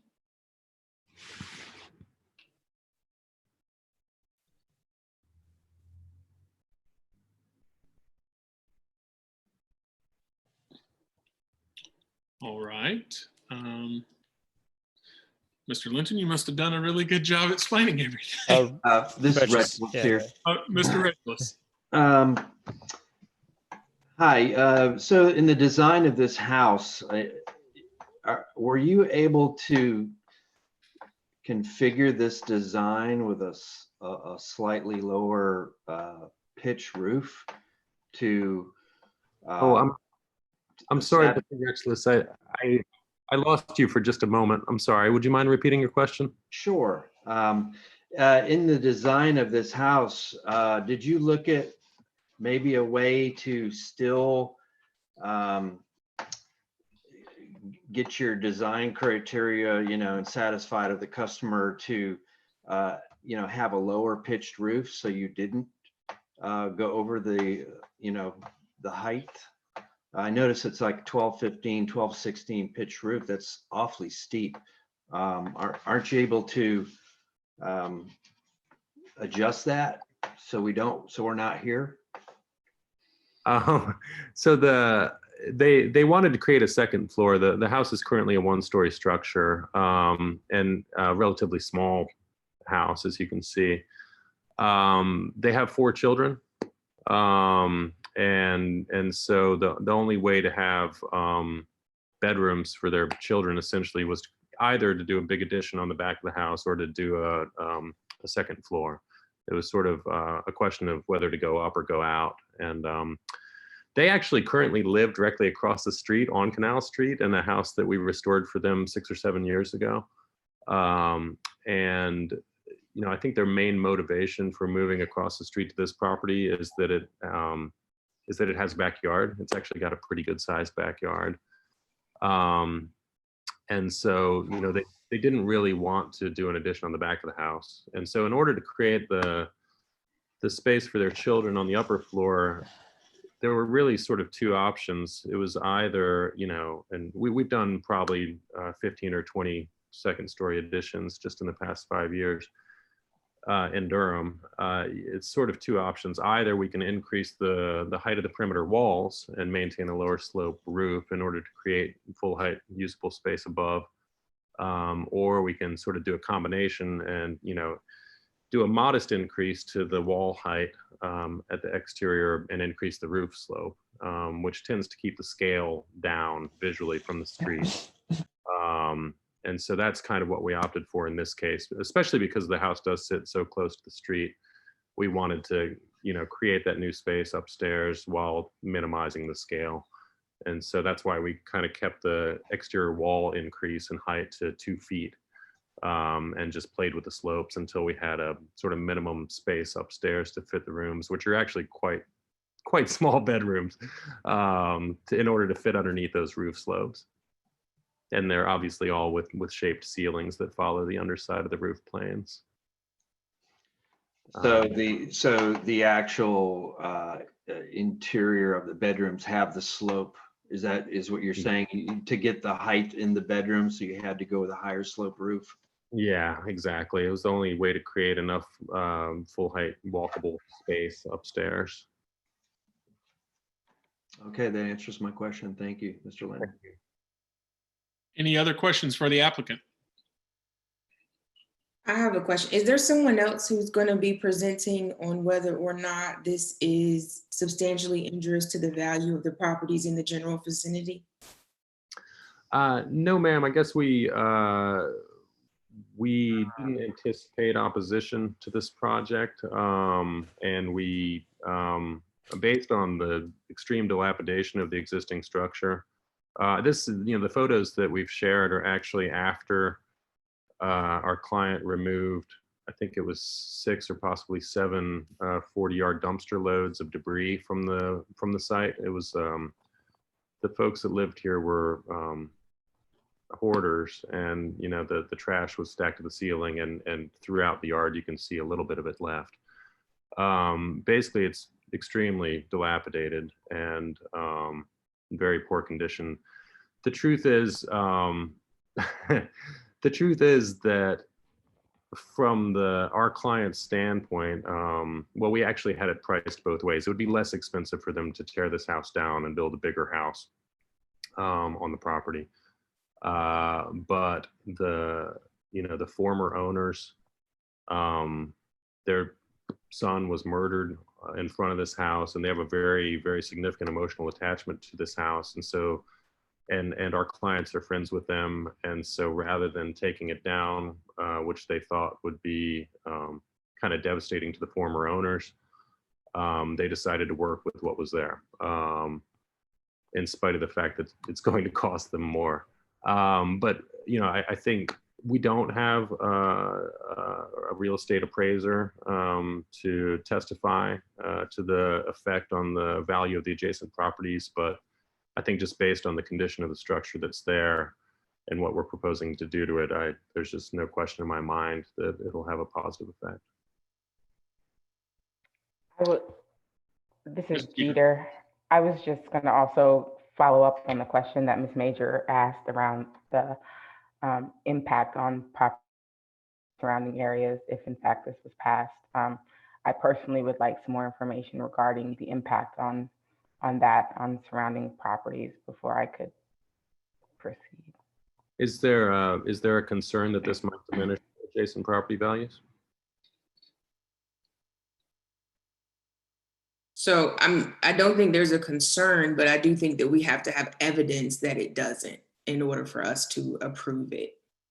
Is that a requirement? I guess our understanding from conversations with staff was that that it wasn't necessarily a requirement, but that if someone asked the question, the only person who's capable of testifying officially in that regard would be a real estate appraiser. And obviously we don't have one with us today. That is correct. And like you had just mentioned, staff did mention that if there was any questions about property value, then it would have to be addressed by someone with expert testimony. The board does have that capability to ask those questions if they arise.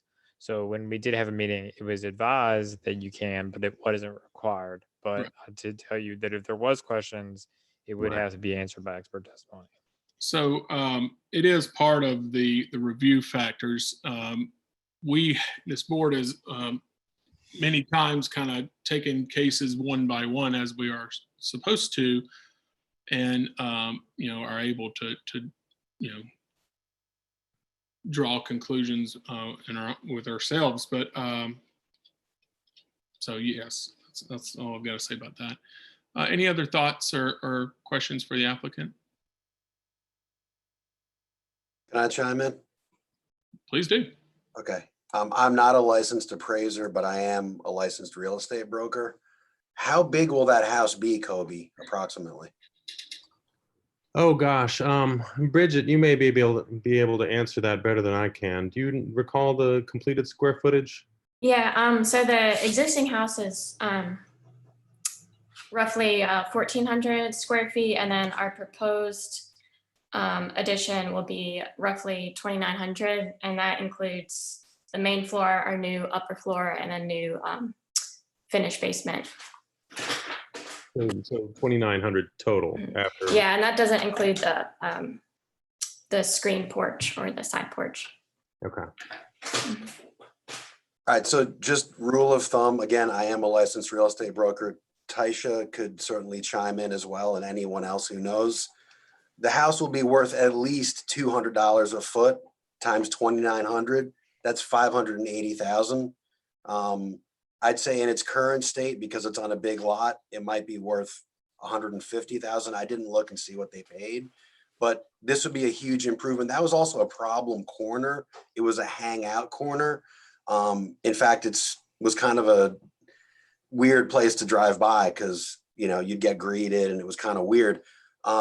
So I think this is a huge improvement. Again, just a layman's perspective. And the value should be at least 3 times, if not 4 or 5 times what it was. One more has her hand raised. Just one more. Hi, yeah, I would like to just piggyback on Mr. Kipp's comments. I am also a licensed real estate broker, and I'm a former resident of this neighborhood for, almost a decade, during which time it was, in fact, a precarious corner. I would go so far as to say a blight on the neighborhood. It's regardless of this board's decision on this particular case. This is just a perspective of my own. Certainly the property value will be much greater than it is now. And I think it's a vast improvement on what was there and what is there. That's all. Thank you, Ms. Wymore. Any other questions before we close the public hearing? For any other questions for the applicant? I have one more question. What are the ceiling heights? This is Rachel's. What are the ceiling heights, Mr. Linton, inside this house? There again, Bridget, you might do better than I can. Yeah, I think sure. It's 9'8", and that's we're maintaining the existing ceiling heights for the main floor. So that's on the main floor. On the upper yeah. floor, the ceiling heights follow the underside of the roof line, so they vary pretty widely across the width of each space. I think what we've done is we set knee walls on the sides that are, I believe, 4-foot knee walls. And then the ceiling slopes up from there. And I think the maximum height in there is probably 9 feet as well. But it goes all the way down from 9 feet down to 4 feet. Okay, so the original, you're going with the original footprint of the existing house, and that is maintaining almost a 10-foot clearance, is what you're saying on that first level? Yes, sir. And so, okay, thank you, appreciate that.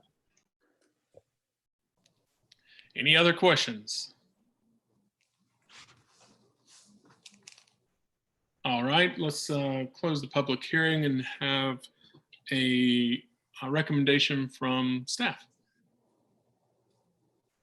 Yes, staff, would like to recommend approval of the plan that is shown with everything that is shown here on the proposed site plan.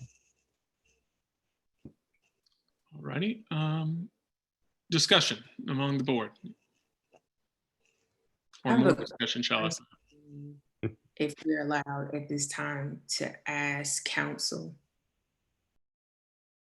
I'm sorry. Yeah, I didn't catch that either. I have a question of counsel. Are we allowed to take lay opinion testimony about whether or not it's injurious to the property values of the neighbors, or do we have to have expert testimony? This is Krista Kukro, City Attorney's Office. I think with the board members who testified and who are in the real estate industry, I think that they can bring their perspectives to the meeting and to the hearing. I think that the board can also consider appraisers, and those are considered experts. We don't have any of those before us, but I think it is acceptable for the testimony that's been provided so far to be considered by the board. It is not expert testimony. Okay. Do you have anything to add? Brian. I'm sorry, I was trying to unmute myself. So the answer to the question is, you do not absolutely have to have expert testimony. What you need to have is evidence in the record that is sufficient to give you an understanding as to whether or not there would be an effect, a negative effect on the surrounding property values. Typically, the best way to do that is through expert testimony. Is it absolutely required? No. There's case law that says it's not absolutely required, but that is certainly the best evidence. Thank you. Thank you for that clarification, Brian and Krista. Ms. Wymore has her hand raised. Tisha. Hey, I just wanted to follow up to Jessica's concern a little bit. And also, I think that the criteria other than that have been met. And I will just say again, I lived on 1 block away from this particular site for a while, nearly 10 years. So I do have considerable knowledge of this neighborhood, and can testify to the fact that what they're proposing here will definitely be an improvement. Any other thoughts? I agree. Go ahead, Mike. Yeah, I have one more question. I think maybe for Bridget Waltz is as far as lighting, being a 2-story building you're proposing on the lighting, I noticed on your application you had a lot of flood lighting, and how's that going to look like? Yeah, I think we assumed there would be a couple of additional flood lights for visibility. I think probably just one at each elevation, but we didn't think this would have any be more than the lighting on the surrounding adjacent properties, and it would kind of be typical to a house of this size. Thank you. Mm-hmm. Ian, did you have something? So I just wanted to say, Mr. Linton had mentioned that an alternative was to actually remove this house completely and build a new house. And to me, this is a lot more compelling of a design and fabric for the neighborhood than probably a new ugly box. And certainly it's a big improvement over what was there. So I think this actually goes above and beyond the economic question, because it's going to bring not only the economic benefit, but also it's very sightly, architecturally well done. So I just wanted to add that. Peter and Rachel have their hand raised. Nope, I should not have that raised. Okay, I'll lower it then. Thank you. Okay. Is that I'll every? start it after I get off this call. I'm sorry. Okay. Any other discussion around the board members? Could I just ask a quick question? The concept about negative impact, is the board All right, only, baby. Susan, can you mute? Hold on. is the board only concerned about the financial kind of dollar amount value impact? Is that what we're meaning when we're talking about potential negative impacts in surrounding neighborhoods? It's just the dollar value concept that we're supposed to be taking into consideration? Yes, I believe the standard is whether or not it'll have a negative financial impact on the surrounding properties. Right. And I believe that that's the standard, and that's why you typically have to have an appraiser as the best evidence of that. So I don't, the other factors like whether or not it's in harmony and things of that sort are used to sort of address ancillary issues that don't necessarily deal with economic harm.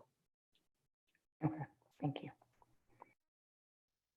All right. Well, I'm going to have to echo many of the remarks that Ms. Wymore made and Mr. Kipp. I agree with them on this. I think it looks like it will appears to be a major improvement.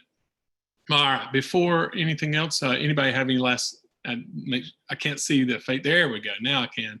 Ms. DeLacy, I'm sorry. I believe I agree with earlier speakers in that this design appears to be much more harmonious and sensitive to the neighborhood, which is an old one, which has seen good times, and most recently in the 30 years I've been here, not so good times. And I believe that that this design is in harmony with the area and would certainly not be injurious to the area. Okay. All righty. We've got a recommendation from staff for approval. Would anybody like to make a motion? I do. Ms. Wymore. Motion to approve. Do we need substantially? DeLacy? Ms. DeLacy? I hereby, may I? Yes. I hereby make a motion that application number B200023, an application for a minor special use permit on property located at 402 Canal Street, has successfully met the applicable requirements of the Unified Development Ordinance and is hereby granted subject to the following conditions: that the improvements shall be substantially consistent with all information submitted to the board as part of the application. All right, we have a motion by Mr. Lacey. Is there a second? Sure, Wymore, second. Ms. Wymore. Did somebody just ask second? All right, we've got a motion and a second. Susan, will you call the board? Ms. DeLacy? Yes. Mr. Kipp? Yes. Mr. Rogers? Yes. Mr. Retchless? Yes. Ms. Wymore? Yes. Ms. Jeter? No. Ms. Major? Yes. Motion carries 6-1. A vote of 6-1, your minor special use permit has been granted. You'll get an order in the mail shortly. Thank you for coming before the BOA today. Thank you very much. You all have a great day. You too. All right, Susan, would you like to call the next case? Yes, case B2000025. A variance from the 50-foot riparian buffer and 10-foot no-build setback requirements for the construction of an addition onto an existing single-family dwelling. The subject site is located at 803 Carter Avenue, is zoned residential urban, and in the Falls of the Neuse, Jordan Lake protected area, and in the urban tier. The case has been advertised for the required period of time, and property owners within 600 feet have been notified. Notarized affidavits verifying the sign postings and letter mailings are on file. And the seating for this case is Ms. DeLacy, Mr. Kipp, Mr. Rogers, Mr. Retchless, Ms. Wymore, Ms. Jeter, and Ms. Major. All right. I think we've got the applicant on here. Let's go ahead and administer the oath. And we'll just need Derek. You'll have to, if you want to speak, you'll have to show us your video and unmute yourself in order to take that oath. Okay. So we're ready. Please raise your right hand. Do you solemnly swear or affirm that your testimony and evidence shall be the truth, the whole truth, and nothing but the truth? I do. Thank you. Do you also consent to this remote meeting platform? I do. I do. Ms. Majors has her hand raised. Ms. Major. I think I have a conflict with this applicant. Are you recusing yourself? Yes. All right, then Mr. Tarrant will need to be sitting on this seat. Will you clarify that, Susan?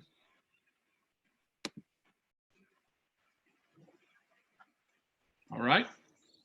Okay, so the seating for this case now is Ms. DeLacy, Mr. Kipp, Mr. Rogers, Mr. Retchless, Ms. Wymore, Ms. Jeter, and Mr. Tarrant. Thank you. All right. Eliza, do you have this one? Yes, I do. Take it away. All right, good morning once again, everybody. Eliza with the Planning Department. Planning staff requests that the staff report and all materials submitted to the public hearing be made part of the public record with any corrections as noted. So noted. Thank you. Case B200025 is a request for a variance from the 50-foot riparian buffer and 10-foot no-build setback requirements for the construction of an addition onto an existing single-family dwelling. The applicant is Elevate Design and Build, and the subject site is located at 803 Carter Avenue. The case area is on the screen highlighted in red. The site is zoned residential urban 5 and is located in the urban tier and is within the Falls of Neuse Jordan Lake Protected Area Watershed Protection Overlay District. The site area is currently occupied by a single family dwelling.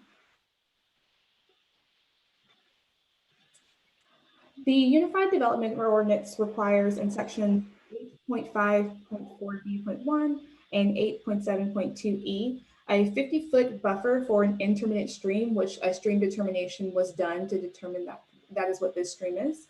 In addition to that, the City of Durham City County Planning Department ordinance requires a 10-foot no-build setback along all stream buffers in section 8.5.9c. The plat provided by the applicant, which is shown here on the screen, as well as in the second one a little bit better, shows the house with the proposed additions along the front and the back, and also shows that a majority of the structure is within that 50-foot buffer and 10-foot no build. The existing house was built in 1986 and is a legal non-conforming structure as defined by UDO section 14.1.2c. The request to add an addition to the rear of the rears of the house results in an increase in the degree of the or extent of the nonconformity, and thus is what triggers the variance. The total impact into the stream buffer for the front addition and the rear addition is about 300 square feet. This request does not exceed the impervious surface limitations of the Watershed Protection Overlay District, since the property receives a credit for impervious surface constructed prior to 1994, and this request is less than the 24% total allowed for the parcel.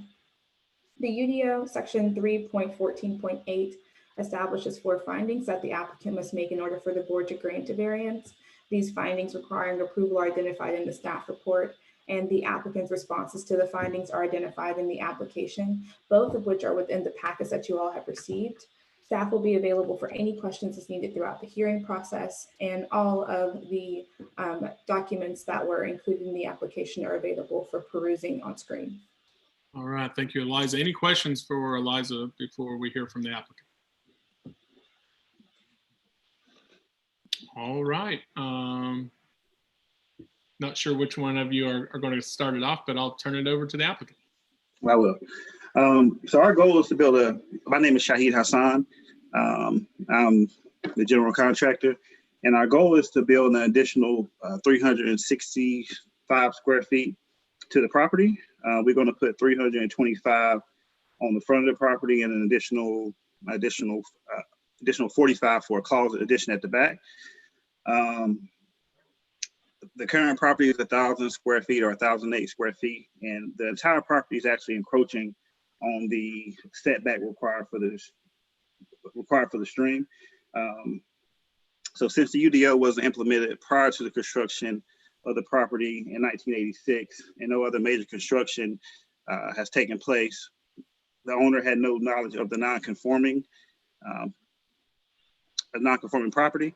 So we are requesting to have, I guess, a variance for us to build these additions because the addition is peculiar to this property because the stream runs between 803 and 801, and it doesn't run between any other properties. So any other property on the street can have that addition. It's just this particular property and a property to the right of it that would have these setback requirements. Thank you, Mr. Hassan. Any questions for the applicant? Mr. Tarrant, I apologize if I'm saying your last name wrong, Mike, but he has his hand raised. Mike, go ahead. Yes, you are pronouncing my name correctly. Thank you. I just had a question. In the report in the application, it indicated that you were providing mitigation efforts for these impacts to the buffer, but it wasn't clear to me exactly what those are. Could you please elaborate on those for me? Staff will actually respond to that one. So staff within the report did make a note stating that mitigation will be required. So essentially the 10-foot no-build setback is a city of Durham requirement. The buffer, the 50-foot riparian buffer, is a state mandated requirement in order to protect water or bodies of water and water quality. Therefore, when you have any additional impervious surface added to the inner 20 or outer 30, you have to provide mitigation and offset. The applicant will have to, after this, reach out and work with the Department of Mitigation Services. And there are several options. Sometimes it includes a land trust or possibly site features they can do. But those options, they'll have to decide with the Department of Mitigation Services which one is adequate and will suffice for them. And then that documentation of mitigation being met will be provided to staff in order for them to pull their building permit. Thank you. All right, any other questions? Mr. Kip actually has his hand raised. Mr. Kip. Yes, I just wanted to ask the applicant or the contractor, has that stream ever come up to a significant level towards the house? I mean, obviously it's intermittent, so it's only in heavy rain. It's actually wet. So I just wanted to ask. He can answer that question. No, it hasn't. Even the worst storms we've had, I think hurricane or the tail of a hurricane that came through, it never rose above the banks. It may be halfway to the bank, but it flows pretty clear. And since it goes underneath the street of Carter Avenue, the city keeps that portion clear of leaves. So we've never had a problem. And nor was any problem reported when we purchased the house from the previous owners. Great, thank you. Any other questions for the applicant or the contractor?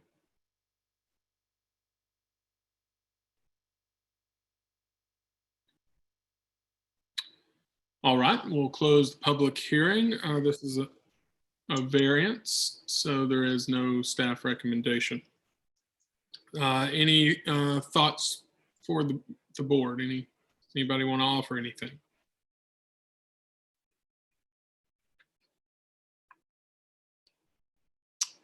I will. This addition seems minimal, and it does seem like a very peculiar site and conditions for the site. So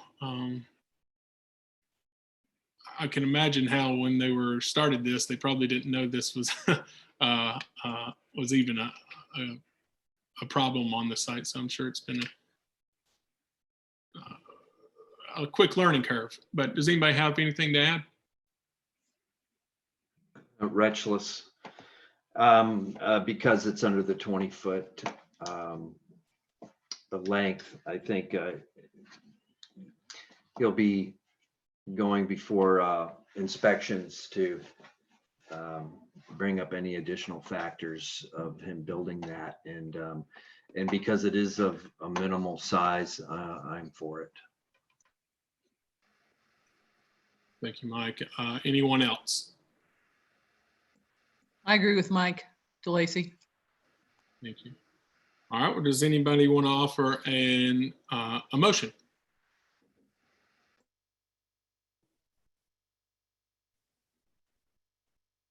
Wretchless, I'll make a motion as soon as I pull it up.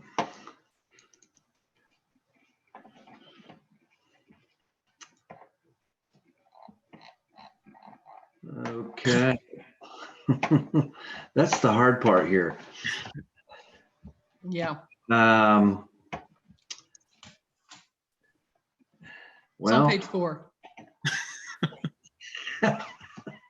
I don't know why I can't pull that up. Rats. You want me to do it, Mike? Yeah, go ahead, Virginia. Thank you. Lacey, I hereby make a motion that application number B20025, an application for a request for a variance from the 50-foot riparian buffer and 10-foot no-build setback requirements on property located at 803 Carter Avenue, has successfully met the applicable requirements for the Unified Development Ordinance and is hereby granted subject to the following conditions. The improvements shall be substantially consistent with all plans and all information submitted to the board as part of the application. Mitigation will be required as part of the variance in accordance with the standards listed in UDO section 8.5.11. I so move. All right, we've got a motion by Regina. Is there a second? I'll second that for a board vote. Give it to Wretchless. Okay. Yeah. Thank you, Ian. Susan, take it over. Ms. Jeter, Yes. Ms. Wymore, Yes. Mr. Tarrant, Yes. Mr. Retchless, Yes. Mr. Rogers, Yes. Mr. Kipp, Yes. Ms. DeLacy. Yes. All Motion carries 7-0. motion by a vote of 7-0. Your variance has been granted. Thank you for coming before the BOA. You'll get an order shortly. Thank you. Thank you. Have a great day. All right, Susan, would you like to call the next one? Sure. Case 2000026, a request for a variance from the project boundary buffer requirements. The subject site is located at 231 Taft Street, zoned residential suburban, and in the Falls of the Neuse Jordan Lake protected area and in the suburban tier. The case has been advertised for the required period of time and property owners within 600 feet have been notified. Notarized affidavit verifying the sign postings and letter mailings are on file, and the seating for this case is Ms. DeLacy, Mr. Kipp, Mr. Rogers, Mr. Retchless, Ms. Wymore, Ms. Jeter, and Ms. Major. All right. Let me scroll through here, make sure we have the applicant on.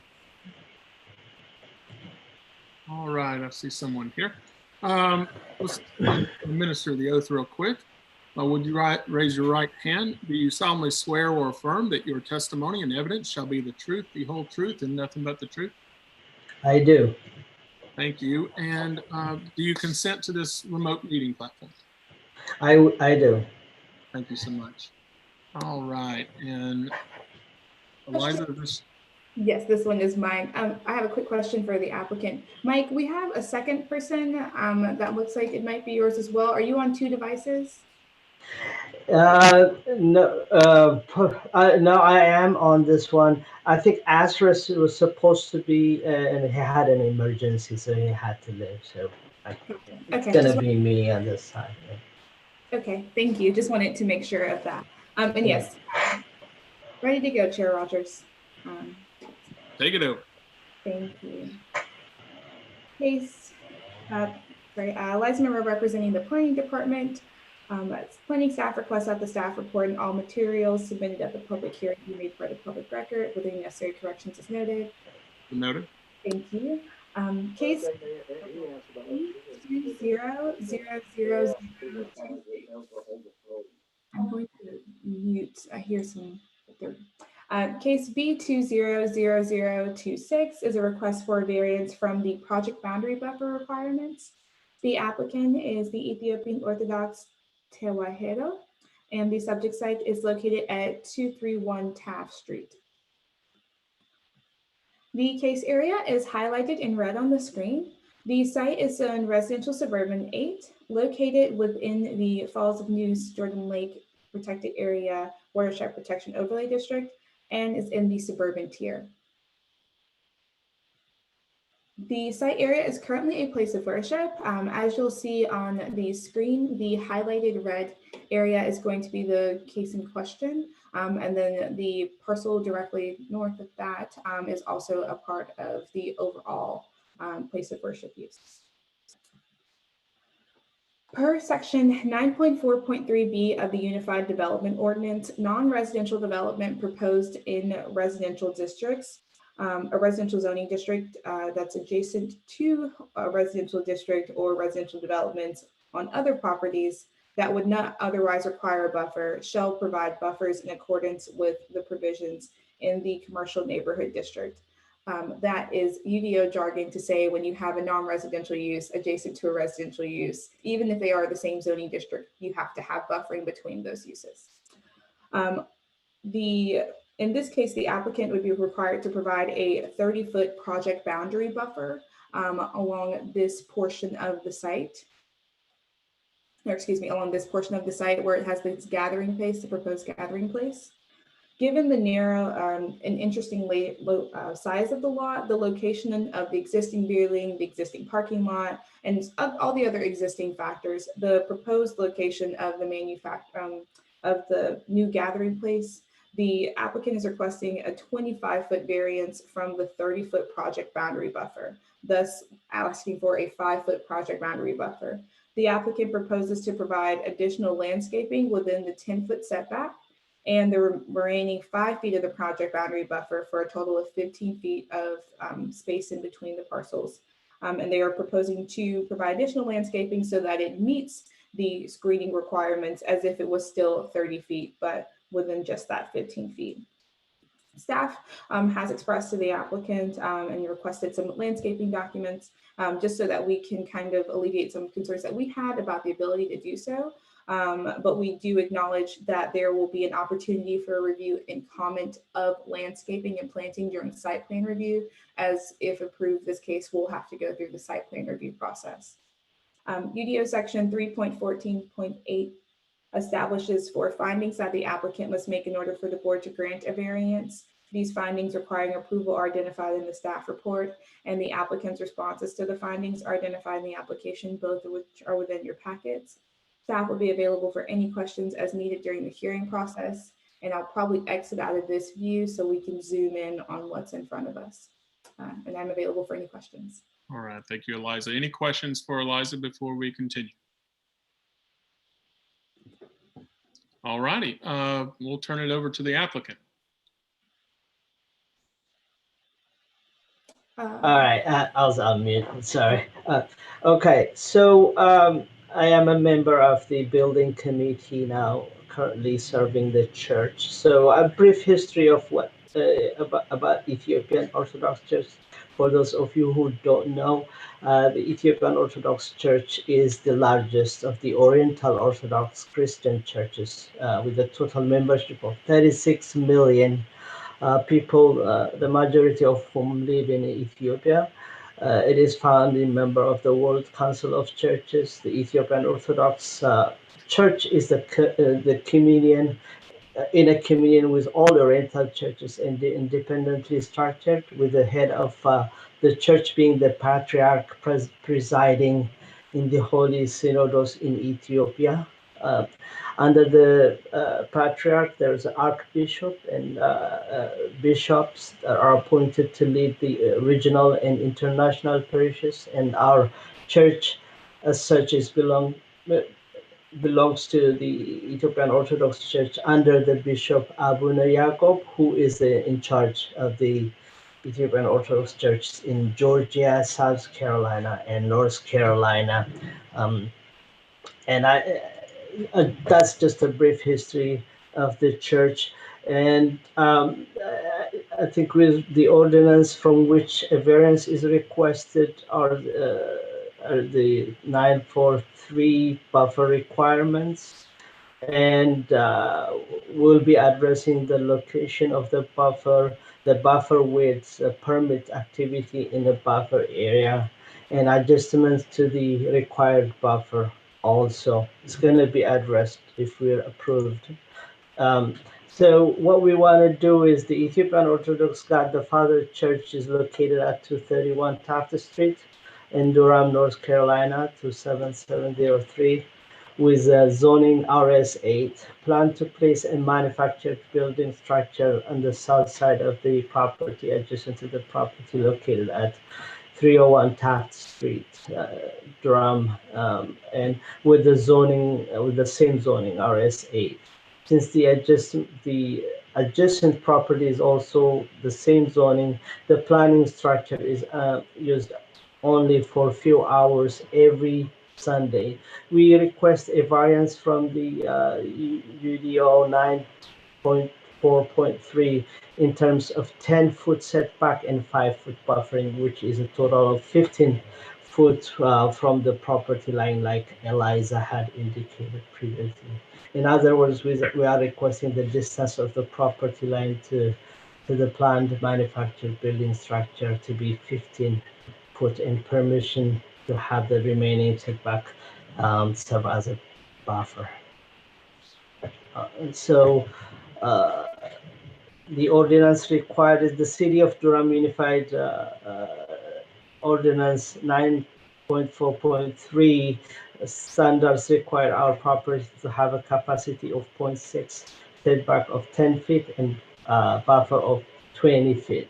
Our request is for the buffer requirement reduction of 15 feet only, and we agree to maintain 0.6 capacity by maintaining the existing plants, shrubs, and also planting more trees. 9 deciduous understory trees, 5 evergreen understory trees, and 5 shrubs as per the urban compact neighborhood and downtown tiers planting requirements.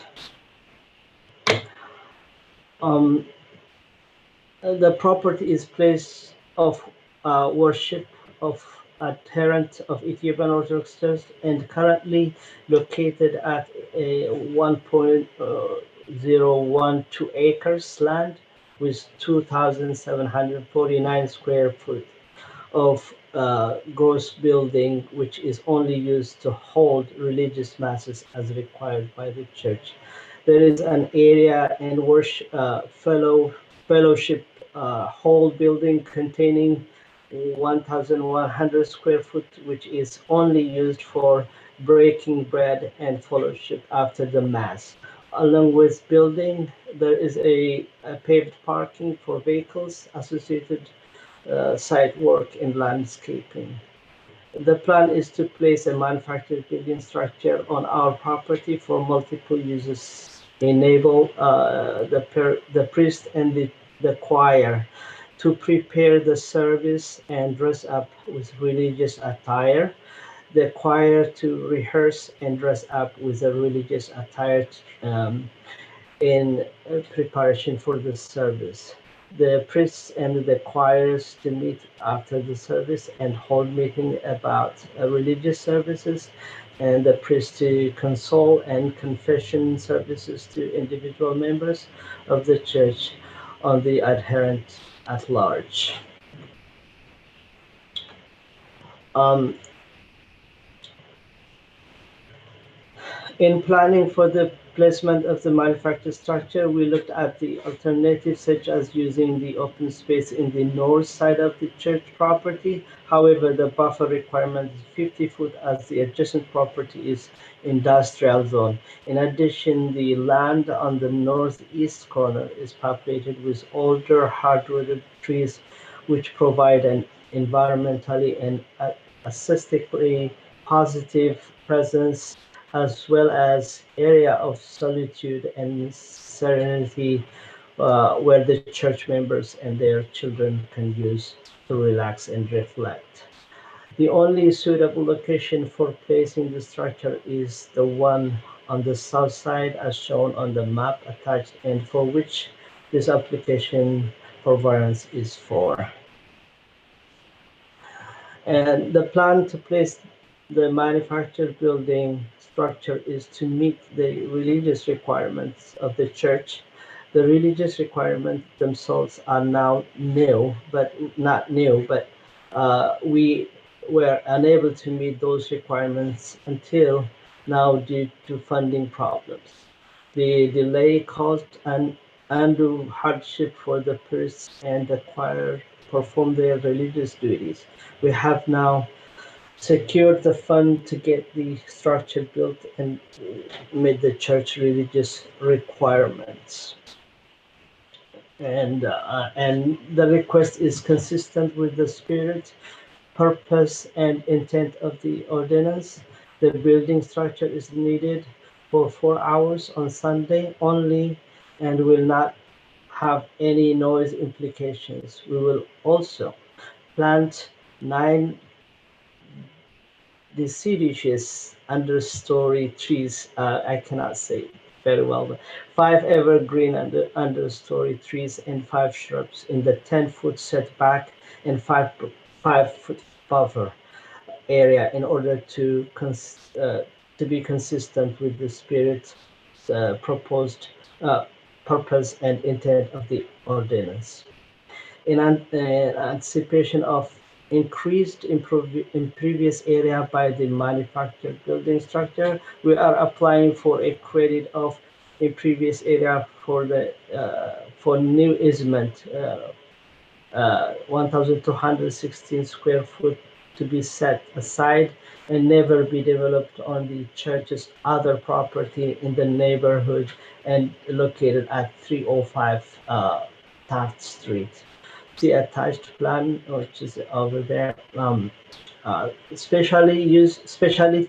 specifically use the property will remain for religious worship and will not increase church membership or existing safe harbor. Ensure public safety is secured by providing a place of refuge for children and other disadvantaged members of the community.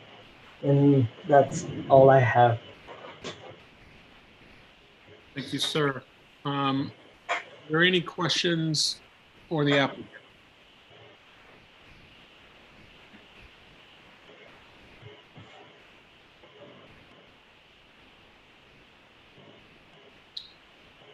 I'm sorry, I was looking up something in the code, so I apologize if I missed any hands, but please speak at will.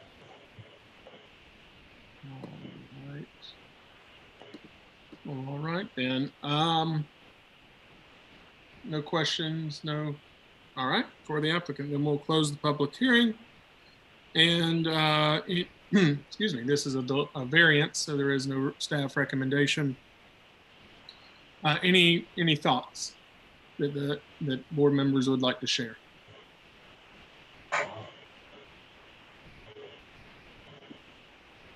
This might be raising his hand.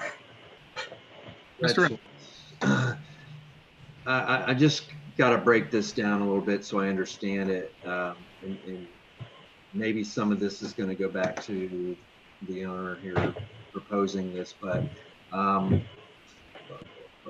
so to understand this hardship, it's going to be a mobile home type manufactured. Why? I wonder why this couldn't be adjusted because it's a mobile prefab structure. So yeah, let's direct that to Helen Michael, please. What is the hardship here, sir? Being that it could be a mobile structure, and you could adjust that to fit into the setback. Staff would like to note that a mobile structure is not permitted. It has to be permanent. So it's just to make sure we're using the right language. Mobile home and manufactured are kind of two different things within the code. So this will have to be a permanent structure. Oh, okay, so you're saying grounded, more or less. It's grounded. You'll have to have a foundation, all that jazz. Just to provide some context on the language, the differences in the code. Gotcha. Okay. Well, that clears up a lot right there about what we're doing here. All right. Any other thoughts? Ms. Wymore has her hand raised. Ms. Wymore. Hi. Yeah, I guess the hardship again, I just kind of wanted to, I don't necessarily understand the setback being as much of a hardship. I guess maybe the proposed size of the building. Yeah, yes, the proposed size of the building is kind of pretty much set forth, and many less than what we're proposing is going to be useless, to be frank.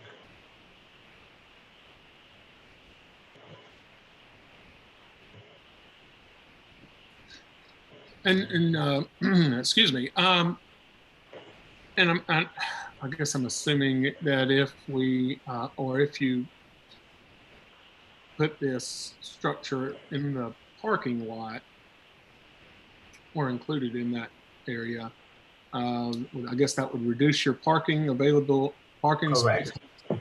Correct. Yes. That you're required, maybe. Yes, it's required for the existing membership count right now. So. Okay. Eliza and our staff here. So there, I think I kind of highlighted lightly, but I'll touch once again. There are existing features within the site that kind of are already grounded where they are. So there are the buildings that you see located there, parcel shed, playground, existing parking. So those are all existing features that are, it's a little bit difficult to see here, and it might show a little bit better when we look at the aerial. But there are quite a few existing things that are already there and in place in the reviewing of the applicant's application. Part of what they were saying is the location here was because of those already existing features.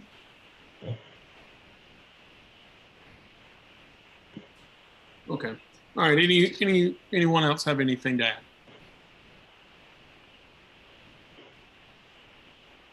All right. Does anyone want to offer a motion?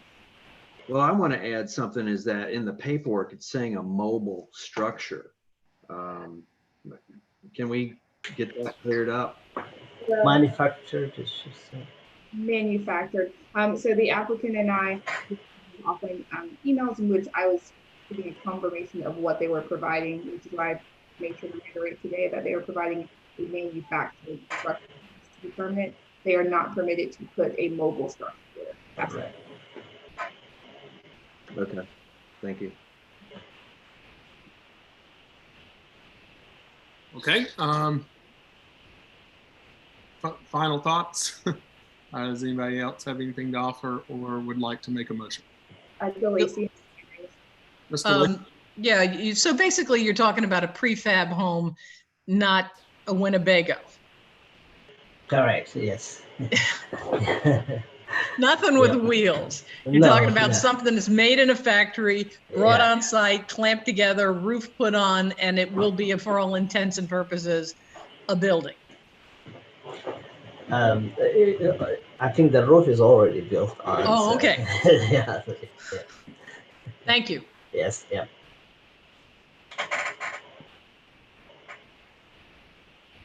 Mr. Hell, Michael, this is Retchless.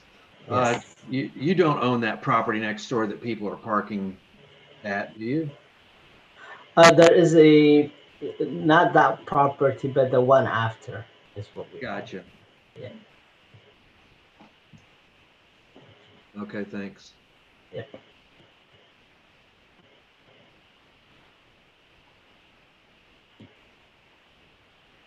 Anything else? I don't see any hands raised. So I'm going to What's this? stop sharing so you can see the board. Ms. Weinmore does have her hand raised. My apologies. Hey, I have a question for staff, I guess. If the increase of the amount of people in this area was to increase, would this proposed situation cause another visit here for a variance based on the amount of people and parking necessary?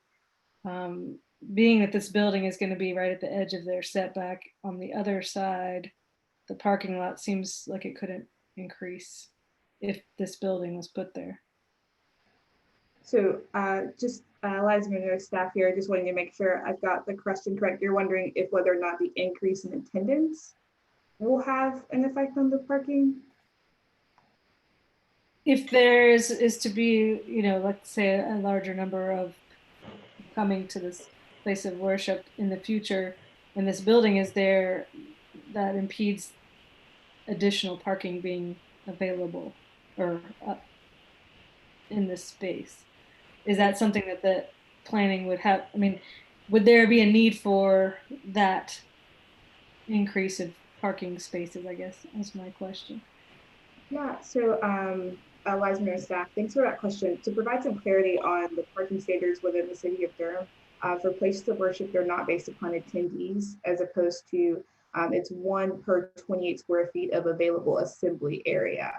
So therefore, if you have a place of worship that has a school, the school would have to have a different parking calculation because it's not a part of the assembly area. So the number of people isn't something that we can tied to parking. It's more so if there's an increase in assembly area, then yes, that would result in a new parking space or parking requirements 1 per 28. I don't know or foresee additional where they could build more without having to come back here because of, I'll go back really quickly to this first page. Because of the way things work and the way the zoning is, they're surrounded by residential. This parcel here that they don't own is residential, as well as all of these back here. So to place, in terms of future building, they would have to bring things into compliance, and that would mean project boundary buffers and landscaping, as well as parking. So I think that was twofold, but one, we don't base our parking based upon the amount of people that attend, it's based upon the assembly area. And I don't know, I'm not a designer, so I can't speak to it, but I don't know where else they would put something in the future after this request, unless they were to somehow acquire additional land. And so a follow on to that then is not based on participation, but then this building isn't being called an assembly area at all. No, It's not. Not in the sense that you would think of like a sanctuary. I think that might be like a synonym here. Not in the same sense there. This is more so based upon the application provided by the applicant. It will be for the choir to meet and practice. And Mr. Abraha will have to, the information that I have is that it will be used for practice. Yeah, as I indicated earlier, I think this is I think I listed about 4 points. The priest and the choir prepare for service and dress up. and the choir rehearsal and dress up for religious attires, and then the priest counseling confessions individually. And these are the main purposes of this book.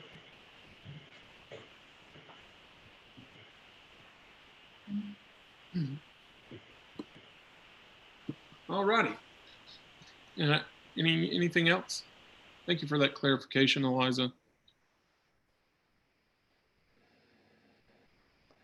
I'm gonna stop share so you can see everybody, then Chair Rogers.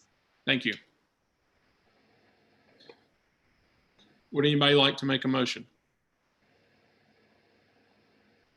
DeLacy? I hereby make a motion that application number B2-26, an application for a request for variance from the project boundary buffer requirements on the property located at 231 Taft Street, has successfully met the applicable requirements of the Unified Development Ordinance and is hereby granted, subject to the following conditions: that the improvements shall be substantially consistent with the plans and all information submitted to the board as part of the application. We've got a motion by Ms. DeLacy. Is there a second? Kip, second. All right, second by Kip. Susan? Mr. Retchless, No. Ms. Jeter, Yes. Ms. Wymore, Yes. Ms. Major, Yes. Mr. Rogers, Yes. Mr. Kip, Yes. Ms. DeLacy. Yes. Motion carries 6-1. By a vote of 6-1, your variance has been approved. Thank you for coming before the BOA today. Thank you. Thank you very much. Thank you. Thanks. All right. All right, Susan, would you like to call the next case? Case B2-000027. A request for a variance for a reduced pole width for a flag lot.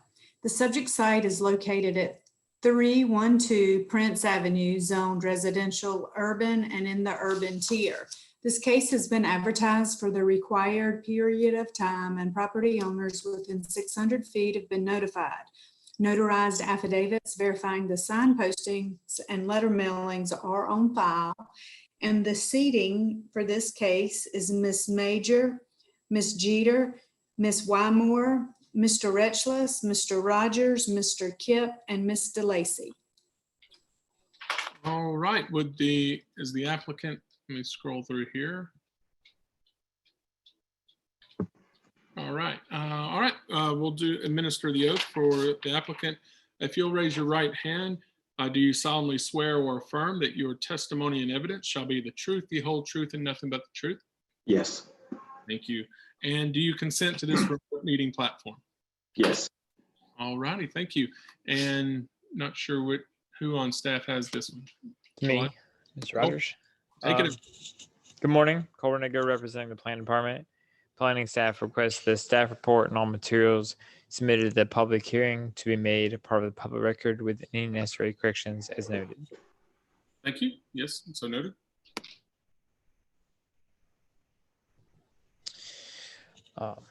Case B2000027 is a variance request for reduced pole width for a flag lot. The applicant is Lorenzo R.to.U. The subject site is located at 312 Price Avenue. The case area is highlighted in red. This site is in the urban tier, zoned residential urban R52, and is within RU52, and is within the city of Durham's jurisdiction. The site area is currently a single family home, but if approved, the proposed new lot created will be vacant. Per section 6.12.5.2 of the UDO, the required pole width using the reduced pole option for a flag lot in the RU5 zone district and in the urban tier is 12 feet. The applicant is proposing a 1/2 foot variance resulting in an 11.5 foot pole width. If approved by the board, the variances will allow the applicant to create a new lot using the small lot option.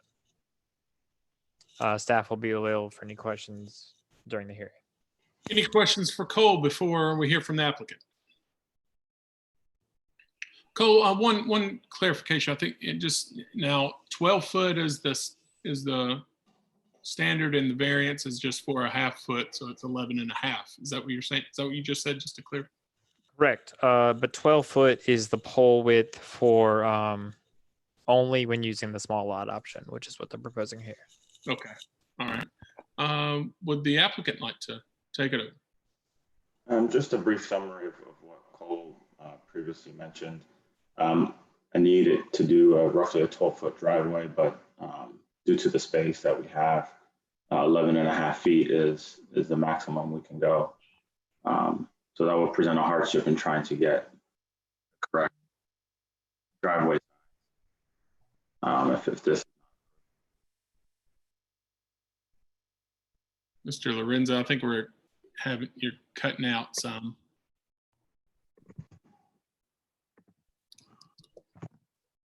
Okay, sorry about that. I think I had a phone call coming through on my computer. I think we missed most of what you said, so if you don't mind repeating. Basically, just summarizing what Cole briefly mentioned about the flagpole width, that I need 11 and a half feet to make this small lot work with a variance. But the current requirement is 12 feet. So that's why I'm requesting this variance. Okay. Does anyone have any questions for Mr. Lorenzo?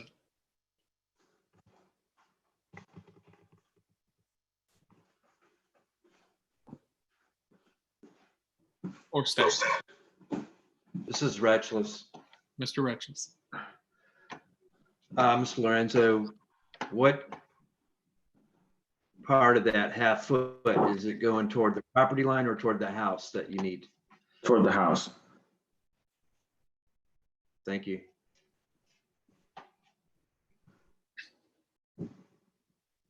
Anyone else?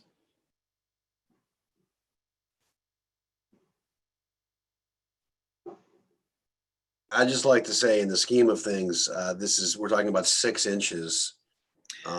This is I imagine the exclusive driveway of the back lot. So 6 inches is 6 inches. Obviously it's, your math is better than mine, a 24th of 12 feet. So that's like 4%. So this to me is pretty simple approval. Staff would also like to mention that in this area, the flag lot will be using ribbing stripping for their driveway. So that area will not be fully paved. What's ribbing stripping, DeLacy? It's basically 2 strips for just the tires to go along. That's what ribbon stripping refers to. Thank you. Thanks, Collins. All right. Anyone else before we close the public hearing? All right, consider it closed. This is another variance. Does anybody have anything to offer or would like to offer a motion? Ms. Major? Yeah. Some questions of the applicant. I'm sorry. Absolutely. Mr. Lorenzo, have there been any adjustments to the property since you purchased it? No, structurally? Yes. Have you done anything to it to change it? No. And is your requested variance consistent with the spirit, purpose, and intent of the UDO? Yes. That's all I have. Great question. All right. Does anyone have anything else or would like to offer a motion? I'll offer a motion. Yeah. I hereby make a motion that application number B200027, an application for a request for a variance for a reduced pole width for a flag lot on property located at 312 Price Avenue, has successfully met the applicable requirements of the Unified Development Ordinance, is hereby granted, subject to the following conditions. The improvement shall be substantially consistent with the plans, and all information submitted to the board as part of this application. We've got a motion by Mr. Kipp. Is there a second? DeLacy, second. Got a second by Ms. DeLacy. Susan, would you like to call the board? Mr. Lacy, Yes, yes. Mr. Kipp, Yes. Mr. Rogers, Yes. Mr. Retchless, Yes. Ms. Wymore, Yes. Ms. Jeter, Yes. Ms. Major. Yes. Motion carries 7-0. Vote of 7-0, your variance has been approved. Wish you the best of luck. You'll get an order shortly, and thank you for coming before the BOA. Thank you. All right, we got two more. I think we can do this. Susan, would you like to call the next case? Yes, case B2000028, a request for a variance from the specimen tree protection requirements. The subject site is located at 4615 Leesville Road, is zoned commercial general and in the falls of the Noose Jordan Lake overlay and in the suburban tier. This case has been advertised for the required period of time, and property owners within 600 feet have been notified. Notarized affidavits verifying the sign postings and letter mailings are on file. And the seating for this case is Ms. DeLacy, Mr. Kipp, Mr. Rogers, Mr. Retchless, Ms. Wymore, Ms. Jeter, and Ms. Major. All right. We'll go ahead and administer the oath once the applicant turns on the video. Hey Warren, it's Eliza here from staff. Is Hey. it just you speaking today? Yeah, I'm on the, and so is Zach, who's the engineer for us today. Zach Okay, Shipman. Zach Shipman needs to be added over. If Chris, if you could add Zach Shipman over as a panelist. I'm working on the video. Give me a second. Thank you, Chris. I see Zach. So Zach and Warren, you'll have to put your video on for us and unmute yourselves. Okay. Good to go, Chair Rogers. They're both present with video. All right. Will you raise your right hand? Do you solemnly swear or affirm that your testimony and evidence shall be the truth, the whole truth, and nothing but the truth? I do. I do. Thank you. And do you consent to this remote meeting platform? I do. And lastly, would you like all of your written and oral testimony to be part of the record? Yes. Thank you. Eliza, I'll let you take it from here. All right, sounds great. Eliza Monroe representing the planning department. Planning staff requests that the staff report on materials submitted at the hearing be made part of the public record with any necessary corrections as noted. So noted. My goal is to say that in under 30 seconds one day. So case B2000028 is a request for a variance from the specimen tree protection requirements. The applicants and property owners are Warren D. Mitchell, a private PE, and David Durham. The subject site is located at 4615 Leesville Road.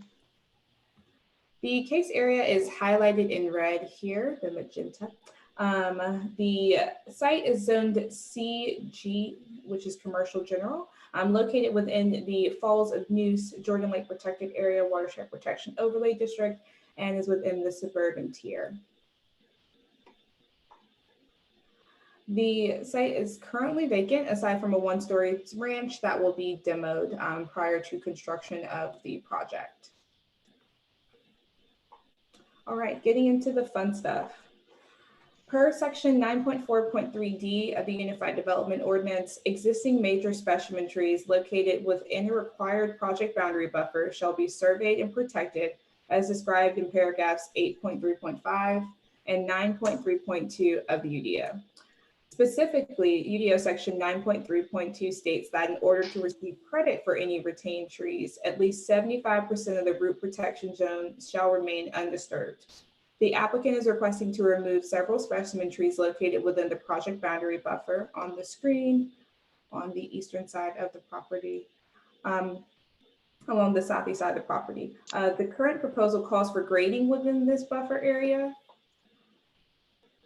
The applicant proposes to replant the buffer area once the grading has been completed in a manner that is compliant with UDO section 9.4.5 which provides regulations for constructed buffers. Strict application of the ordinance will require them to save and protect all healthy evergreen canopy trees with an 18-inch DBH or greater, otherwise referred to as major specimen trees. The applicants are able to receive credit for other landscaping requirements when these trees are preserved during the development process. Due to topography, as well as the location of some easements and riparian buffers, they're proposing to remove those evergreen major specimen trees, as mentioned. After the grading is complete, they will have to provide, replant the buffer, as mentioned as well. UDO section 3.14.8 establishes 4 findings that the applicant must make in order for the board to grant a variance. These findings are requiring approval are identified in the staff report, and the applicant's responses to those findings are identified in the application, both of which you have in your packets available. And I will be here for any questions throughout the hearing process as you have them. Thanks, Eliza. Any questions for Eliza before we continue?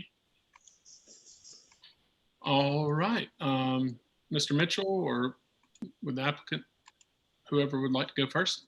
Yeah, my name is Zach Shipman. I'm with Shipman Engineering, doing the engineering and site planning and design for this project. I'm a registered North Carolina professional engineer.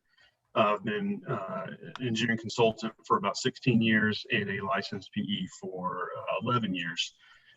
We're here before you to request the removal of approximately a dozen trees, the majority of which are tall, skinny pine trees within that 50-foot project boundary buffer. This site is not quite 14 acres, it's 13.88. We have, the applicant has voluntarily preserved about 4.71 acres or 33% of the site towards the rear to preserve tree coverage in the back of the lot. That was agreed to during the rezoning process. We're here because we have a couple of hardships that prevent the reasonable use of this land for the proposed use. So this is a boat and RV storage facility. It kind of requires the footprint that you see there. The topography of this site is quite severe. We have a high point of elevation 446 and then a low point of elevation 390. So we've got about 55, 56 feet of fall in a very short distance there that we're having to contend with. DOT, we met with DOT early in the process. There is some ongoing development to the north of this site, some subdivision work, and DOT has requested us to place the driveway to the facility as far close to that property line as we can get it. And so the result is we're kind of threading the needle. We need to grade a roughly flat area that you see there on the grading plan for the building footprint. And that's requiring us to do some pretty substantial cutting of this high point that you can see on the screen, kind of in the lower portion there. You can also see a pretty substantial fill slope that we're up towards the riparian buffer where we're filling that low area. And so the idea is kind of balance the grades out as best we can. With the Leesville Road driveway, there's some vertical site distance issues that we're having to overcome due to the steep topography that is requiring us to move that driveway as far to as close to that property line as we can get it. And so the net result is we really need to cut into this project boundary buffer. If you look, and Eliza, I don't know if you can go to the last slide, we've cut a section through this property. The proposed grading, the buildings will sit substantially lower. There you go. You can see kind of the proposed buildings that we're showing, and then you can see the existing topography as the dash line, and then there's a thick dash line that indicates the property line there to the right on your screen. You can see the steep topography we're having to deal with. The adjacent property owner, we don't believe will be able to see much of this project just because the buildings will sit quite a bit lower than the existing grade. And then particularly once we replant the landscape buffer to the required opacity, we believe that it would properly screen this. Yeah, we plan to, we'd like to replant this landscape buffer with a pretty opaque screen that matches the UDO standards. And with that, I'll take any questions that you might have for us. Any questions for Mr. Shipman? Mr. Fretchless waved me. Yes. Hi, Mr. Shipman. How many trees are over 18 inches in that area? I believe it's 12, and we've got them indicated. If we can zoom in, I'll zoom in on my area here as well. 1, 2, 3, 4, 5, 6, 8. I'm counting 8 over 18 inches. So the pine trees are 18 inches or greater, and then the hardwoods, I believe, are 12 inches or greater. So we have a couple of maples that are right at 12 inches. There's an ash tree that's 13, another ash that's 12, but the majority are tall pine trees. And I forgot to mention this before. So this project, we have over 3,200 linear feet of project boundary buffer along the perimeter, the sides of the property. We're proposing to regrade about 233 feet of that. So that's not quite 93% that we're retaining. So we're not, wholesale trying to clear this buffer. We really just want to clear this one area. And maybe this would help. One question we thought of early on was, why not put a retaining wall here? Well, that doesn't really help us, because to put a retaining wall in, we've got to go back and remove a bunch of this dirt to get geogrid and the structural fill in that would hold up the wall. And so a retaining wall might be a good idea, but it doesn't really save those trees, and the net result is the same. And then I believe, don't we have to replant them kind of in off that same area that you removed them from? Yes, sir. So there is a landscaping sheet. I don't know if we can. The very last sheet is a landscaping plan that we've shown our proposed plantings. So you can see what we're proposing there as far as landscaping. I think the net result would be a much more attractive screen than what you've got there now. And you're going to put trees back that are incomparable to the canopy trees that are being taken out? Yes, sir. That's all I got. Thank you. Thank you. Thank you, Mr. Retchels. Any other questions for Mr. Shipman? Wymore has her hand raised. Ms. Wymore. Hi, I just like to know, what is the property that's adjacent to this, where the buffer will be? What is the use of that property, and what's currently there, and what's It's a single family detached house. I think it's an older ranch house. It sits a decent amount off the property line, and you can see that in our section view. That's good. Yeah. Would you, if you like me, kind of like this one here? This is what you would like to see? Yeah, that one will do. And you can see, if you go to the third sheet in our attachment, we've indicated in plan view where that house is at. There it is right there. So you can see that house location. Okay. Right where your cursor is at. So it's a decent amount off the property line. It's not right on the property line. But and again, we think that given the grading we're proposing, that residents of this house probably won't be able to see the buildings because they'll sit substantially lower than the existing grade. Yeah, the topography, I guess, was my question, with all that grading going on, if that is going to affect that property. Correct. Well, one more thing just that plan view shows, Zach, is that adjacent to that cut on our property, they have a substantial amount of existing woods between their house and our property line. So at least 150 feet of existing wooded buffer, their property. Correct.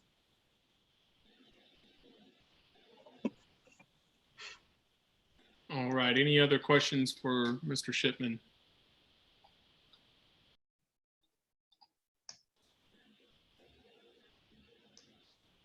All right. Mr. Shipman, was that the conclusion of your testimony? Yes, sir. All right, thank you. And Mr. Mitchell, just so I can ask, did you have anything to add, or are you? No, I think Zach did a great job of covering it. And it's pretty obvious that we can't move the facility further away from that property line because we have a large electrical transmission easement with big towers. That's on the other side of the property. The entire impervious area is going to be low density because the property is about 13.5 acres, and I think the impervious will be somewhere between 20 and 24% impervious. So we're trying to keep there's just not enough usable property, so it's going to be low density development. And that's all I have to add. Thank you, sir. Any questions for the applicant? All right, we'll close the public hearing. Any discussion among the board? Thoughts? Retchless. Mr. Retchless. I think they're definitely showing a problem because of the topography, especially the elevations here, and then putting back the trees probably in a more better area, really, that I would agree to this variance. DeLacy also had her hand raised.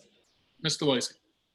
DeLacy, I think that this is a classic example of problems peculiar to a property. They are required by DOT to do one thing, and they are required by by the tree protection to do another. And I believe that they're doing the best they can with the conflicting requirements to serve this space well. Retchless, I'd like to say DeLacy really explained that better than I could, and I totally agree. And you're handsome as well as brilliant. Love it. Well, I'm going to agree as well. You know, I'm very familiar with this area, and I know that Leesville Road is coming down to the red light there is quite a steep grade, and I've seen this property, and I've always thought like it's a tough. I would imagine it's a tough site, especially with the power lines and that easement. I didn't really think about a DOT requirement, or suggestion, but I can see why that would be preferred. So I'm in favor of it as well. Does anybody else have anything to share they'd like to offer?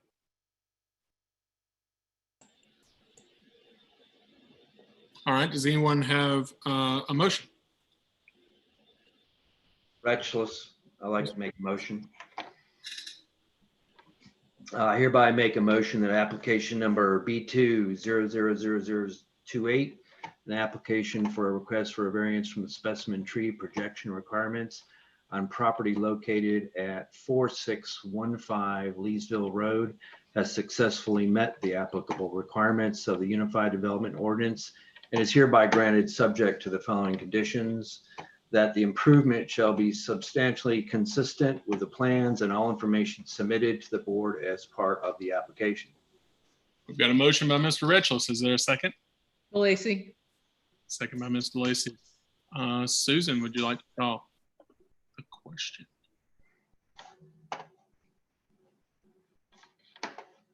Mr. Rogers? Yes. Mr. Kipp? Yes. Mr. Retchless? Mr. Retchless? Yes. Miss Major? Yes. Miss Jeter? Yes. Miss DeLacy? Yes. Motion carries 7-0. By a vote of 7-0, Sorry. I'm sorry. I did not call Miss Wymore. Oh yeah, you need to do that. Yes, hi. Yes. Motion carries 7-0. By a vote of 7-0, your variance has been approved. You'll get an order shortly. Thank you for coming before the BOA. Thank you. You too. All right, final case. Susan, would you like to call it? Case B2-000029, a request for a variance from the street yard setback requirements in order to construct a single-family dwelling. The subject site is located at 1400 North Gregson Street, is zoned residential suburban and in the urban tier. This case has also been advertised for the required period of time, and property owners within 600 feet have been notified. Notarized affidavits verifying the sign postings and letter mailings are on file. The seating for this case is Ms. DeLacy, Mr. Kipp, Mr. Rogers, Mr. Retchless, Ms. Wymore, Ms. Jeter, and Ms. Major. Thank you, Susan. Let's go ahead and administer the oath for anyone speaking in favor or in opposition to this one. Quick clarification point. There are two Tyler Whites. Tyler, is that Mrs. Brown, the property owner, or are you on two devices? No, I'm just on one. It's probably Lisa. Then we will need her. I can change her if she wants to pop on video. I can change her name and we can get her sworn in as well. Lisa, can you hear or see us?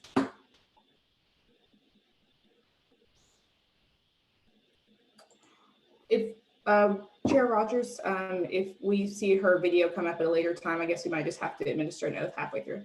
That's fine. All right. So anybody, okay, we got someone.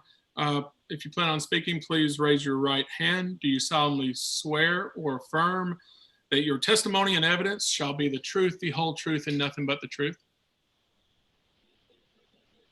Yes, I do. Ms. Brown, we don't have audio for you. Could you try one more time to unmute yourself? We still can't hear you. Nope, we don't have audio. So we might have to,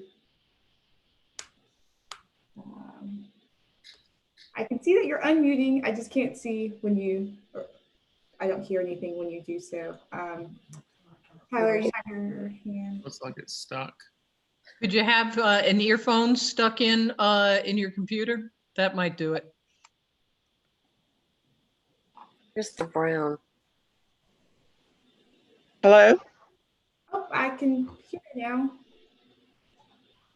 now. Brown. Oh, that's him. Is that Ms. Sargent speaking? So I'm going to unmute. I'm going to mute everyone that's not Ms. Brown, Tyler, and the board members. Now is not the time for anybody else. So Ms. Brown, can you talk so we can see if we can hear you? Testing 1, 2, 3. That is great. Okay. You do the thing again, and we can get it rolling. Okay. Right. I guess I'm a little confused. I don't know. Can you change their name to figure out who's who? Yeah. You did. So do we need to administer the oath for anybody? We just need Ms. Brown to say it that we can hear her. So she did it, and I could see her hand was raised, but we could not hear her. Okay. All right. I do. Thank you. And do you consent to the remote meeting platform of this meeting? Yes. And Mr. Weitz? Yes, I do. Thank you. All right, so I think we'll turn it over to Liza. Yes, that sounds great. One last time, y'all. Eliza Monroe representing the planning department. Planning staff request that the staff report and all materials submitted at the public hearing be made part of the public record with any necessary corrections as noted. So noted, thank you. Gotcha. So case B2000029 is a request for a variance from the street yard setback requirements in order to construct a single family dwelling. The applicant is Sunrock Builders. The subject site is located at 1400 North Gregson Street. The case area is highlighted in red. The site is zoned residential suburban 8 or RS8 and is located within the urban tier. The site is currently vacant.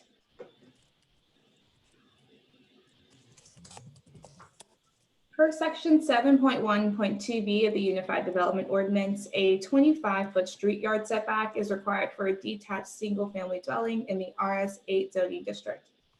As a corner lot, the lot in question has two 25-foot street yard setbacks, one on North Gregson Street and the other one on Inglewood Avenue.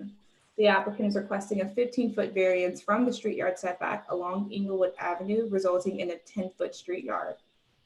Strict application of the ordinance will require the applicant to provide 25-foot street yard on that side. Located within the urban tier of the lot is subject to the infill development standards within UDO section 6.8.2a.2. The intent of those development standards is to ensure that new construction is consistent with the existing neighborhood with regards to required yards, building width, building height, etc. This relates specifically when looking at the street yard setback on North Gregson Street. The applicant is meeting that intent of the infill standards by placing the single family dwelling within the street yard, within the range and in line with the street yard setback of the adjacent property on Gregson as shown on the screen. The UDO section 3.14.8 establishes 4 findings that the applicant must make in order for the board to grant a variance. These findings requiring approval are identified in the staff report, and the applicant's responses to the findings are identified in the application, both of which are within your packets. Staff will be available for any questions as needed during the hearing process, and I can also, once again, close out and zoom in as needed on this document. Any questions for Eliza before we continue? All right, thank you, Eliza. Will the applicant? DeLacy's waving, sorry. Oh, Ms. DeLacy. I just would like to know about the sight lines, Eliza. The sight lines? Yeah, like when people turn the corner, are they going, would the structure inhibit the ability for people to not notice the cars around there? The sight. Hello?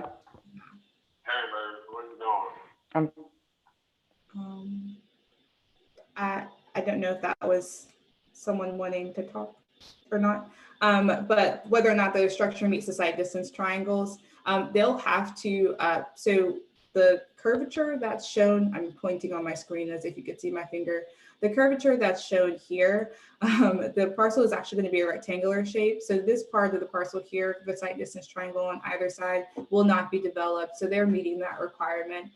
Additionally, they'll have to, during further review, pulling the building permit and things of that sort, provide further elevations and schematics to show that they're meeting that. And there's no hindrance to view from the public when driving.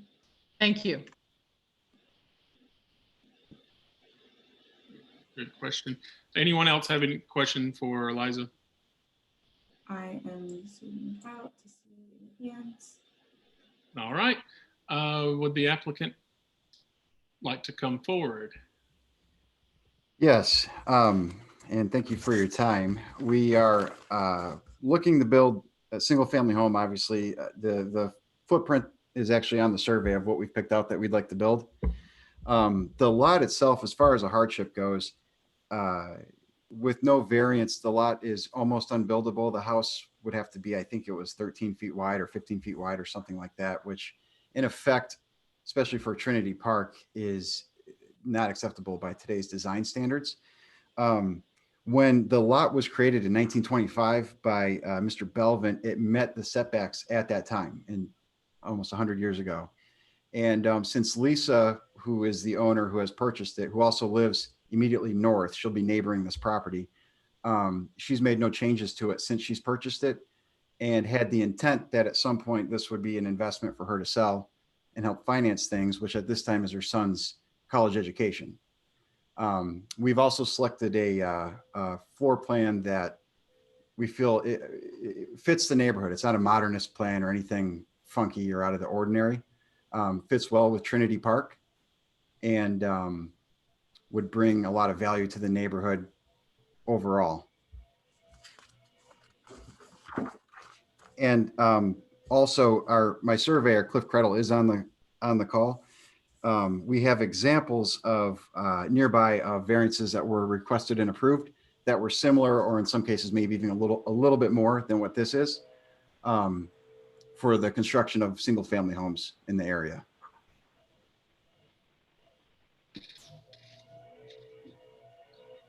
All righty. Is that all you had? Just want to make sure before I. Yes, unless anyone has questions, it's right. pretty simple for the most part. Does anybody have any questions for the applicant?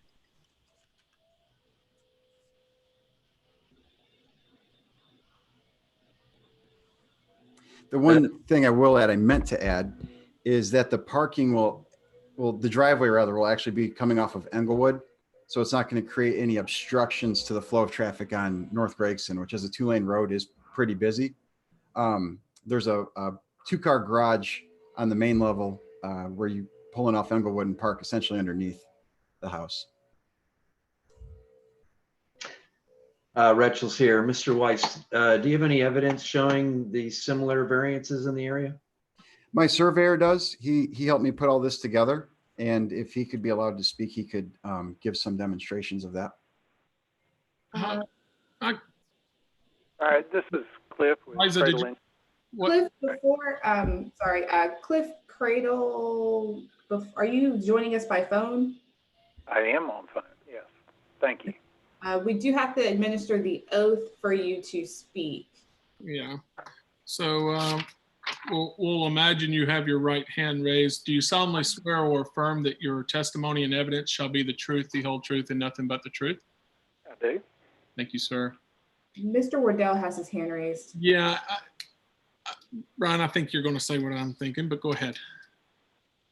Yeah. There's no precedential value to any prior decisions on variances or any other decision of the board. So they're really not relevant to this particular case or any other case, because each case has to sort of stand on its own merit, and there are different facts for each case. And no board can make a decision that's going to be binding on another board. So there's really no relevance to other decisions. Understood. This is Cliff with Cradle Engineering, 204 East Markham Avenue, Durham, North Carolina. And I will say we're celebrating our 100 years of serving the community this year. 2020, quite a year. Anyway, moving on to this project, we did the survey for this project, and right directly behind us at 922 Englewood, to meet the street yard setback off Englewood, that particular house is 26 feet back from the right-of-way, which would further the street yard setback of 25 to 26 in accordance with the infill standards. But if you look at the particular area, this being the corner of Gregson and Englewood, the corner of North Duke and Englewood, 1501 North Duke is pretty much on the property line. Street across the house across the street to the south of that, 1423 North Duke, is on the side property line. And when I say the side property line, I'm speaking about Englewood Avenue also. In addition to 1401 Watt Street and 1323 Watt Street. All of these I just mentioned are corner lots that face the side streets, but this side is also Englewood, of which are much closer than this proposed 10-foot setback. So given what we're dealing with, this is also a non-conforming lot in the R8 zoning infill standards included. It really is unusable with the current standards. So this was what we thought was a very good proposal to be able to utilize this existing lot of record. So I'm here for questions. Thank you, sir. Any questions for Mr. Cradle or the applicant? Majors has her hand raised. Ms. Major. Mr. Whites, are you saying that your requested variance is consistent with the spirit, purpose, and intent of the UDO? Yes. That's all I have. Is there anyone else to speak in favor of this? Is there, and I believe we may have someone on the call to speak against. Is that so? That is so. Constantine and Margaret, I will ask that you all unmute and show video. And Krista, I think they're more so, I believe, have questions, but the way that we have things set up, you have to either choose a code or code. Mr. Chair. Yes. Krista Cooper, City Attorney's Office. Before we proceed with opposition, I believe Mr. LaPasha had his hand raised possibly in favor. I don't know if you can confirm that by I'm not sure where he falls, but I do think everyone else needs to be sworn in and consent to the remote meeting platform as well. All right. Well, it's kind of hard for me to shift through these. Can y'all just let me know who needs to take the oath? Yeah, I'm going to stop sharing for a moment so we can see everybody. Thank you. So Mr. LaPasha and Margaret, I can't see. Sargent. Sargent. Those two individuals I believe would like to speak and therefore would need to have their video and audio. All right. Ms. Sargent, if you'll turn your video on, we'll administer the oath. Shouldn't take but Not sure how to do the video because if it's on my laptop, it doesn't work. So, but I am raising my right hand, if that helps. All right. Do you solemnly swear or affirm that your testimony and evidence shall be the truth, the whole truth, and nothing but the truth? Yes, I do. Yes. Thank you. And also, do you both consent to this remote meeting platform? Yes, absolutely. Yeah. Thank you so much. I think Mr. LaPasha was first. And couple questions. Do they know how far the current curb is from the property line on Englewood? And then another one is, what kind of residence is planned to put there? It's a single story, 2 stories, something different? Sure. So in regards to your second question, it would be a single family 2-story home. Okay. It would have an attached 2-car garage. And the plan that we have selected is, let me pull it up here, 2,111 square feet, 3 bedrooms, 2.5 bathrooms. The elevation is a craftsman type look that would fit the neighborhood pretty well. I would just like to say that I was very not sure. Aggressive. This is Lisa. Oh. Okay. I was very concerned about the type of property would go there, but it fits well within the architectural design in Trinity Park. It's not a box, it's not modern, so it looks really good.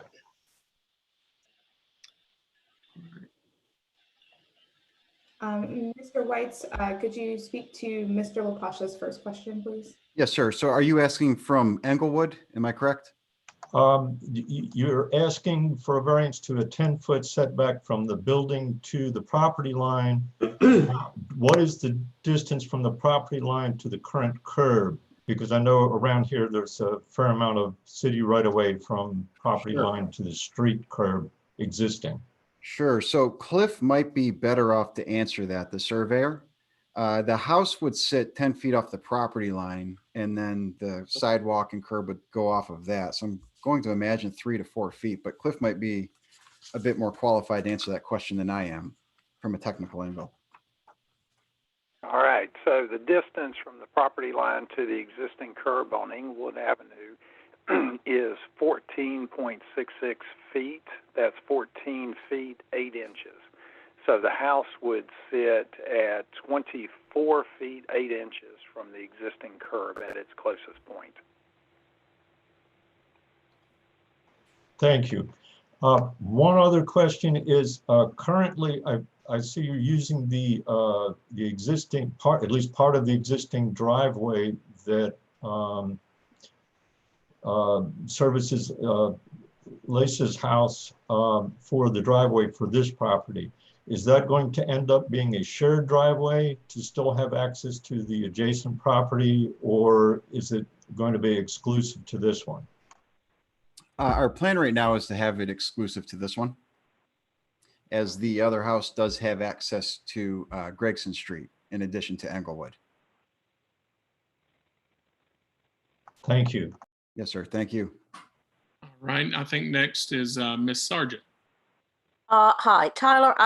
A couple of questions. I was asking, I like to hear that it's one story, but what is the overall square footage of the house? And did you include the garage space with the actual residence in your overall square footage? Okay, so the overall square footage of the heated and cooled space, the actual living space on the plan that we have selected is 2,111 square feet. And that consists of 3 bedrooms, 2 full bathrooms, and 1 half bathroom.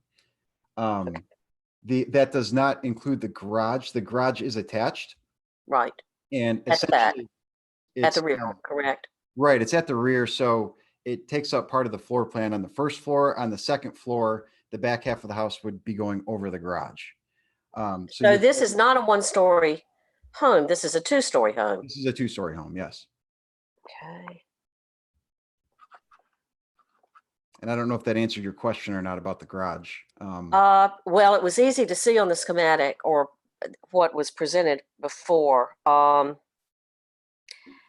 And I know that Ms. Brown has said that, Ms. Brown has said that it's in keeping with the overall look of the neighborhood, which is great. Have you built any other homes in the urban tier in Trinity Park or an adjacent old neighborhood that you could give us a reference to? Not in Trinity Park. We have done renovations and new builds in Durham quite a bit over the years.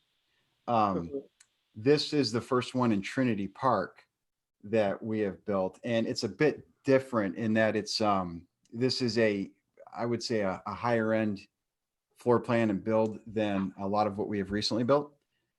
So I do have examples. I don't think they'd be as apples to apples as what you're probably looking for downtown Durham.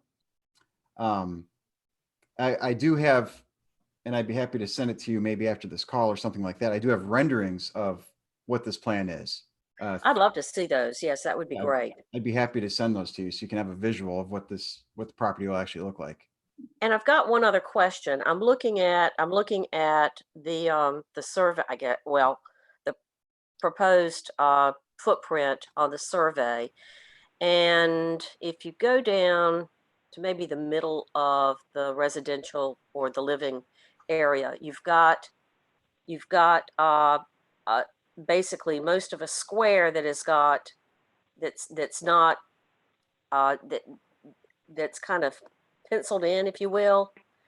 What can you tell me what that is? Are you asking on the northern side of the property? Yes, it would be on the northern side. Right. So that's a privacy fence, and that would basically be like a living patio type area. Okay. And it's extending beyond the dotted line. What does that mean? The dotted line is the buildable envelope with the setbacks and those things. So a fence typically in the planning department is not considered structure in the realm of it has to stay within the buildable envelope. They can go right up to the property line, which is why it's drawn that way. Okay. On there. And the squares in there are brick pillars that will be in between to add to the appeal and the architecture of the fence. Okay. All right. Well, that I didn't know what it was, so that's great. Good Now, question. speaking to the driveway, because I'm well aware of this house. I live down the street. And I know that she's got a driveway that kind of circles around her house from Gregson to Englewood. The driveway for this house, is that going to actually be placed next to her existing driveway? No, we're going to re-pour the concrete and it's just one driveway. So she's not going to be able to exit on Englewood any longer. Is that correct? We haven't finalized that one way or the other. Our intent is to have this as as dedicated to this property, as her Mhm. property does have access to Gregson Street, but it could be that as well. Our Is there, primary focus has been the variance up to this point. okay, is there enough room on that lot if she wanted to continue to utilize the Inglewood side of her driveway? There would be. Absolutely. I actually own what's across the driveway there as well. What do you mean, what's across the driveway? You So own on the the other house. side of the driveway, Uh-huh. there's about another 20 feet. Oh, okay. All right, between you and Jane Norton. Yes, Okay, okay. Jane takes care of that for me. Oh, lovely. She's better at it We than had I more am. neighbors like that. Well, I would think you would want to keep the Inglewood side of leaving and entering your property, just because Gregson is a nightmare trying to get in and out. Sometimes it is. It depends on the time of day for sure. That's true. That's true. Not really any more questions. It looks like somebody said it. I think Ms. DeLacy asked about the sight lines, and yeah, it looks like there would not be any issue with that if you were making a left-hand turn on Inglewood. Sorry, staff here, in relation to that sight line, I actually did want to ask a question during this time.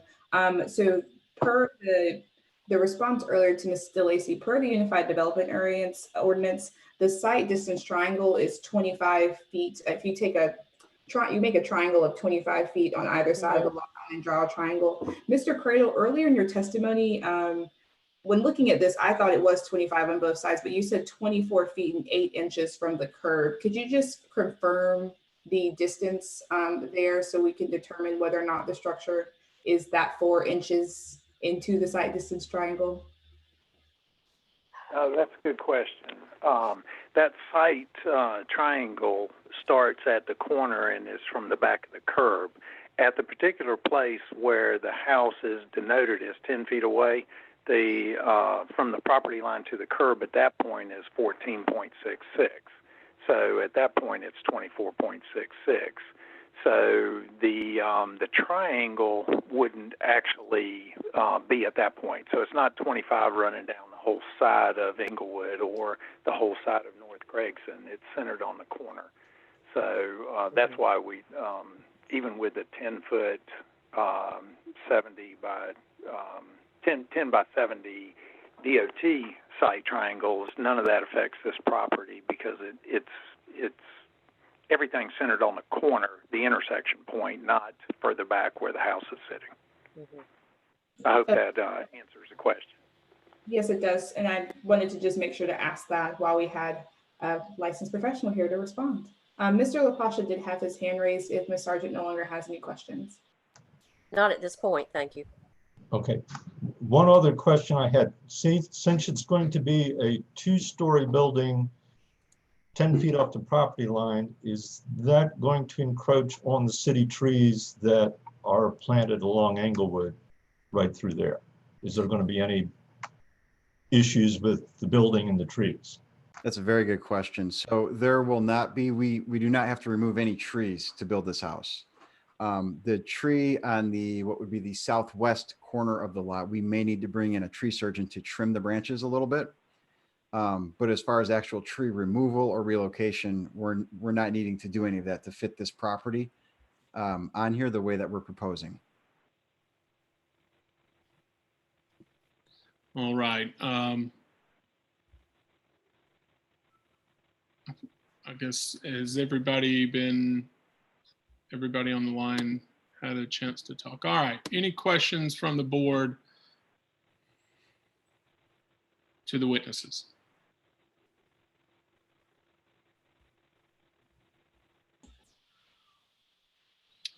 All right, then we will. Oh, I have one. I'm sorry. To Mr. Let me see. To the builder. Sorry, I'm trying to look for your name. I've got too much right. written down here. That's okay. When do you anticipate beginning this, and when do you foresee completion of the project? Completion within the next 6 months. Weather pending, has a big part of it. In the way 2020 is going, hopefully no meteor strikes or anything else. Yeah, really. The starting of the process, once we have variance approval, we're going to submit approval for permits and things, and that's usually around a 30-day turnaround. And then there'll be a little bit of turnaround time for the labor side of things to actually start. Okay. So, but I would anticipate once approval is in place to completion, rated about 6 months. Okay. All right, fine. Thank you. Yes, thank you. All right, well, we will close the public hearing now and only have board discussion. Does any of the board members have anything to share or would like to discuss? I'm going to stop share so you can see everyone, Chair Rogers. I appreciate that. Any thoughts? Mr. Lacey? I believe that this new structure will be in harmony with the area, and the architecture will be sympathetic to the craftsman style that is so loved by everybody for the past 100 and odd years. Thank you for that. Anyone else? Mr. Retchless?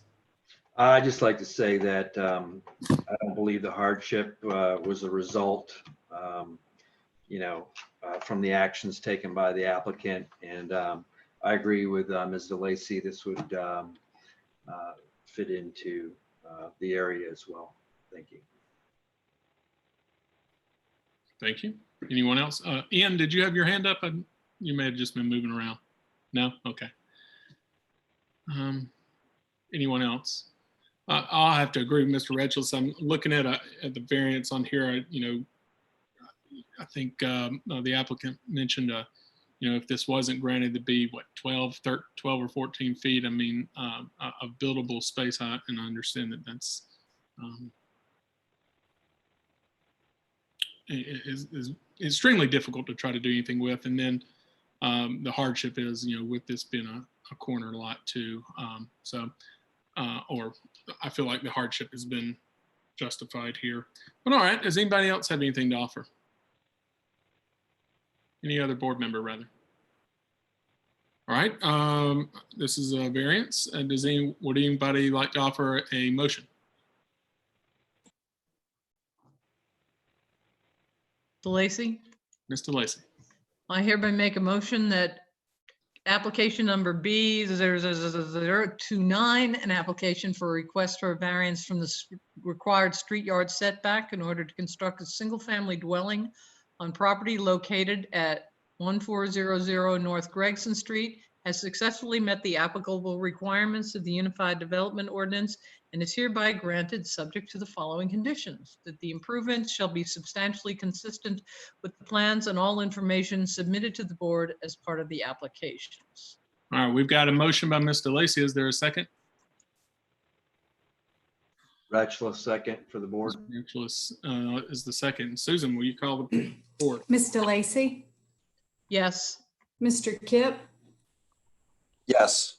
Mr. Rogers? Yes. Mr. Retchless? Yes. Ms. Wymore? Yes. Ms. Jeter? Yes. Ms. Major? Yes. Motion carries 7-0. By a vote of 7-0, your variance has been approved. You'll get an order shortly, and we appreciate you, everyone, coming before the BOA this afternoon now. Thank you. Thank you all for your time. All right. That does everything. I think that is all of our cases for today. Is there any old business to discuss? Any new business? I'll mention that we were kind of at 8:15. I get on the call at 8 o'clock just to make sure everything's working on my end. But at 8:15, we were all kind of, but definitely by 8:20, I think we were all kind of worried, are we going to have a quorum? If you're able to join by 8:15, just to make sure we've got everything working right, that'd be great. And just make sure we know everything's working and we're able to have a quorum. But I guess now we'll do unless, does anybody else have anything they'd like to talk about? Lacey, are we at full staff now? No, we have one more, the Durham County. And I'm sure you'll let us know immediately. I'll do my best. All right, with the approval of orders, we need a motion and a second for each one of these. And for the first one, I think there's only 4 of us that can vote, which is Regina, myself, Ian, and Michael. Is that right, Krista? The first one is the garage that was continued, isn't it? Yes. And then the second one is the one that I sent for the fence from last time. Oh, you're talking about the fence. So I'm looking at B200000003. So I'm just looking at the order as they are appearing on the agenda. Yeah, that was the first case that you all heard today. The second one is the one for which only 4 of you can vote. Okay. All right. So we need a motion to approve for B200000003. Somebody just speak up. Motion, Retchless. All right, motion. We got a second from who? Lacey? Mr. Lacey. Susan, call it. Mr. Lacey, Yes. Mr. Kipp, Yes. Mr. Meadows. He's not here. I'm sorry. Mr. Rogers, Yes. Mr. Retchless, Yes. Ms. Wymore, Yes. Ms. Jeter, Yes. and Yes. I call Ms. Major. Yes. All righty. Next this is where only, I think, Tisha, Regina, myself, and Ian can vote. Let me confirm that. Hold on. Can Yes. you repeat that? So Regina, Ian, myself, and Tisha are the only ones who can vote on this next one. Did I vote yes on that one? Because Yes. if I voted no, I don't get to vote. That's right. That's everyone who's here who voted yes. Okay. So 3 of us need to. All right. So B2000017. Is there a motion for approval from one of us? I think I heard Tisha make a motion to approve. Sure, yes, I motion to approve. Yep, second. All right. Yep, second. Just these 4, Susan. I think we just acclamation, or do we have to do it by roll call? I think we have to do it by roll call, right? Technically roll call. Okay. Did you say call the 4 names you mentioned or? Yes. Okay, so that's Mr. Lacey, Yes. Mr. Kipp, Yes. Mr. Rogers, Yes. and Ms. Wymore. Yes. All right. Now, this next one, I think Jessica is the only one who cannot vote on this one. It's B1900047. Is there a motion for approval on this one? I have Ms. Jeter voted no. Are you sure you didn't? Is that? Let me double check. On 47? Parking lot, I voted no. 47 was, I thought it was Jessica. Oh, it was Ms. Major. Ms. Major voted no. Mhm. All right. So need a motion for approval for this one. And I think Regina did that. Is there a second? Jeter, second. Ms. Jeter, second. Okay, Am I going too fast, Susan? just a little bit. Who made that motion and second? We got Regina made a motion on this to approve. Ms. Jeter made the second. Who was that second? Micah Jeter. I'm using my hands like to point. 47? Yeah. Okay. Yes. Hold, give me just a minute. Okay, Ms. Jeter, Yes. Ms. Wymore, Yes. Mr. Retchless, Yes. Mr. Rogers, Yes. Mr. Kipp, Yes. Mr. Lacey. Yes. All right. Need a motion for B2000021. DeLacy, move to approve. Lacy is the move to approve. Is there a second? Rachel, second. Second. Okay.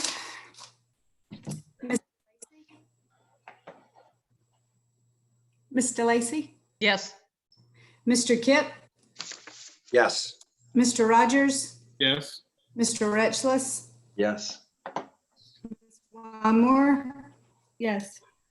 Ms. Jeter, Is this the one I voted no on? Yeah. No. 21, you can vote. Yes. Ms. Jeter, Yes. Ms. Major. Yes. All right. The next one, Micah, this is the one that you voted no on. B20000023.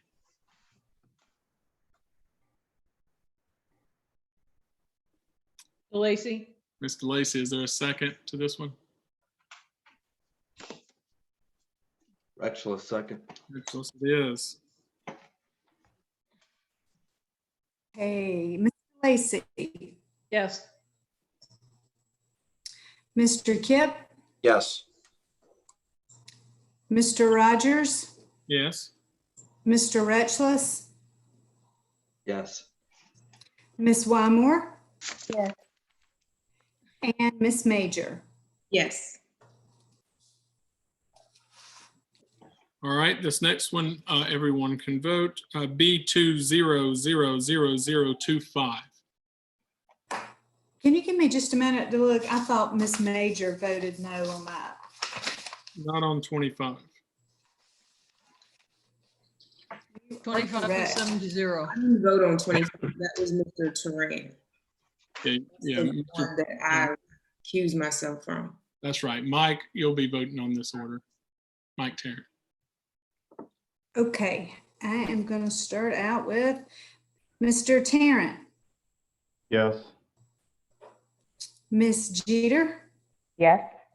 Ms. Wymore, Yes. Mr. Retchless, Yes.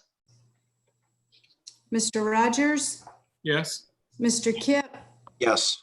Ms. DeLacy. Yes. All right.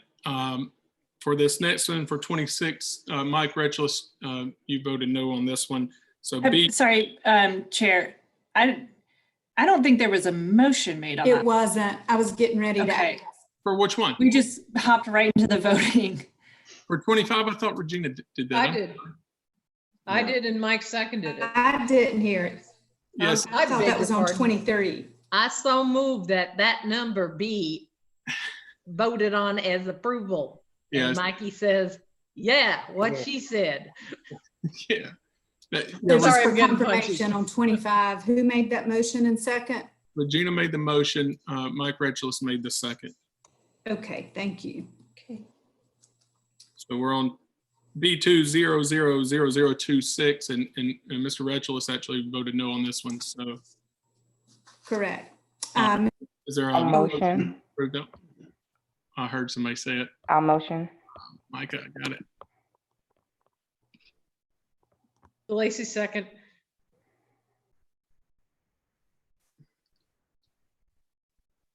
Okay, Ms. DeLacy, Yep. Ms. DeLacy, Yes. Mr. Kip, Yes. Mr. Rogers, Yes. Ms. Wymore, Yes. Ms. Jeter, Yes. Ms. Major. Yes. All righty. Next one, just moving right along here. B20000027.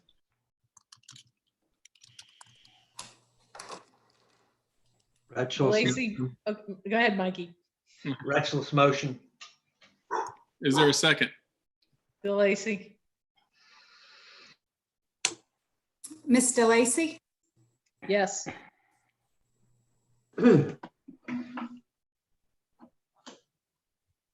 Mr. Yeah. Rogers, did you make a motion? Mike Retchless made the motion. Regina made the second for 27. Okay, Ms. DeLacy said yes. Mr. Kipp, Yes. Mr. Rogers, Yes. Mr. Retchless, Yes. Ms. Wymore, Yes. Ms. Jeter, Yes. Ms. Major. Yes. All right, next one, B20000028.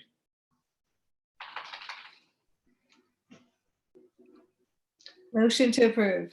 Thank you. Tisha's got the motion. Is there a second? Retchless. Mr. Retchless. Going for a record. Ms. Major, Yes. Ms. Jeter, Yes.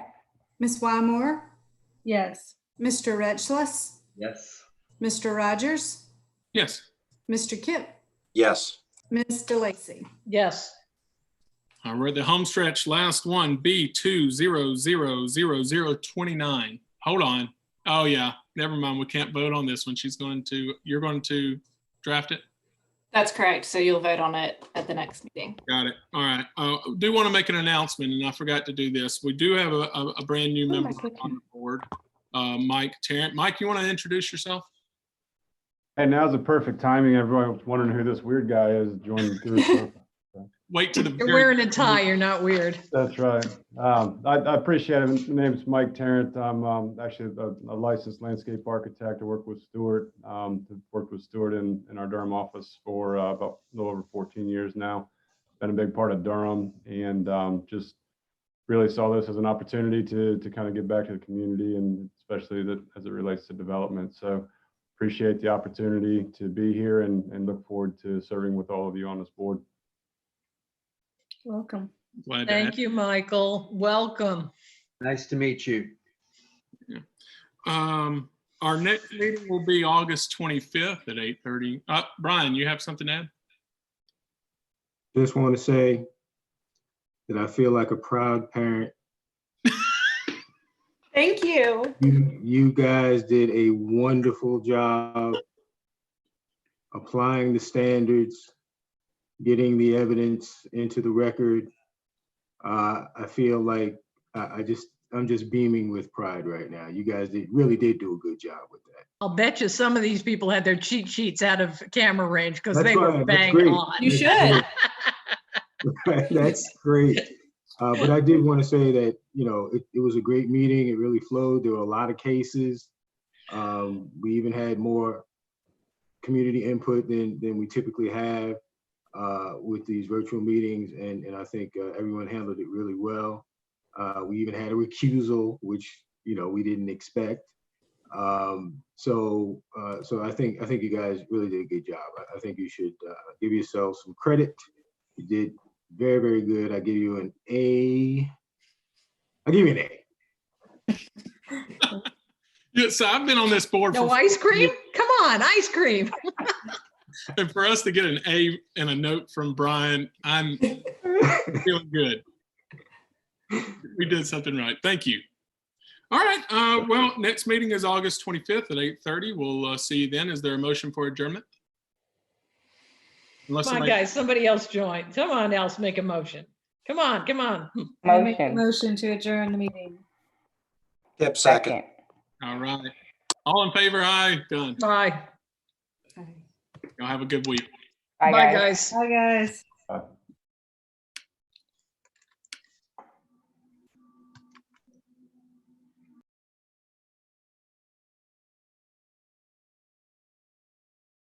Or we have a meeting after this or no?